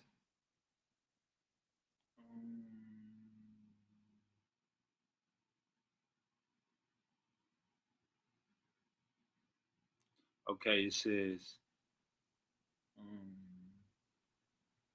in April 1963, Warif Deen Muhammad, one of Muhammad's sons, told Malcolm X that his father had made 6 of his secretaries pregnant and that 2 were filing paternity suits against him.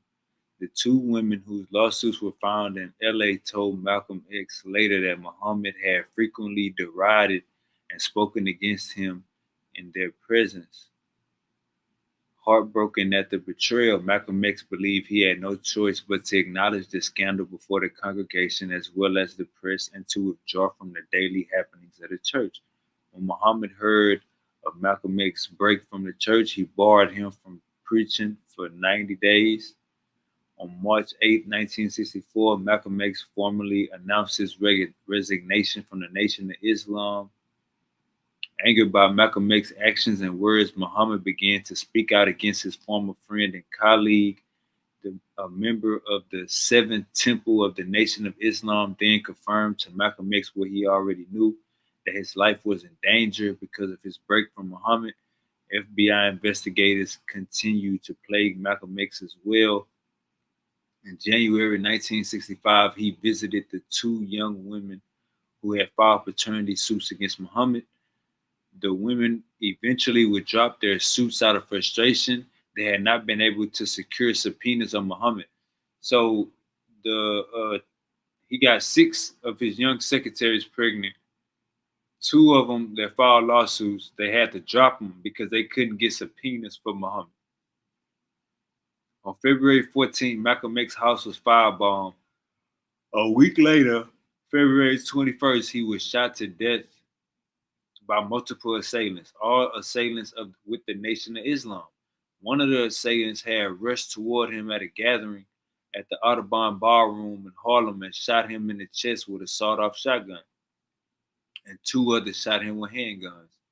In all, he had been shot 16 times and died by the time he arrived at New York Columbia Presbyterian Hospital. Okay. Muhammad was not a stranger to scandal. In later life, one of Muhammad's sons was arrested and convicted on a drug charge, while another, Wallace Muhammad, succeeded his father in running the organization. Louis Farrakhan, a member of the Nation of Islam, who had initially called for Malcolm X's death, broke from the younger Muhammad when he instituted some of the reforms Malcolm X had suggested. So it sounded like Louis Farrakhan was playing both sides. Even after Muhammad's death, scandal would continue to plague the Nation of Islam under the guidance of his son, Warif Muhammad, who died in 2008. The Nation of Islam moved closer to the model of Sunni Islam and even accepted white people into its congregations, changing its name to the Muslim American Society. Numerous splinter groups, such as the 5 Percenters, whose beliefs were even more radical than those of the original group, arose as a result of the mainstream move of the Nation of Islam. God damn, man. So, hey, we got to do better as a goddamn people. We got to do better as a goddamn people. We learn from these situations. You know what I'm saying? I'm sure people learned today. I learned some shit today. You know what I'm saying? I didn't know he was shot 16 times. It's a lot of stuff I learned today. And that's what the whole motive behind this show, you know what I'm saying, is to show we can learn from these situations by telling them just how they is. You know what I'm saying? We could all learn from these situations, and we gonna stand with what's righteous.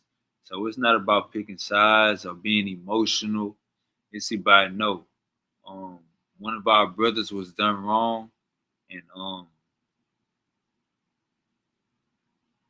you know what I'm saying, we got to keep letting the people know and spreading awareness on shit like this that goes on in our community. A lot of our brothers are becoming Muslim every day. A lot of our brothers are becoming Muslim every day and probably ain't did their history. They come across this video, they damn sure gonna get a better understanding. Appreciate everybody for tuning in. Like, share, and subscribe to the goddamn show. I got that Pine Club, you know what I'm saying? If y'all trying to get fly. But yeah, like, share, and subscribe to the show, man. We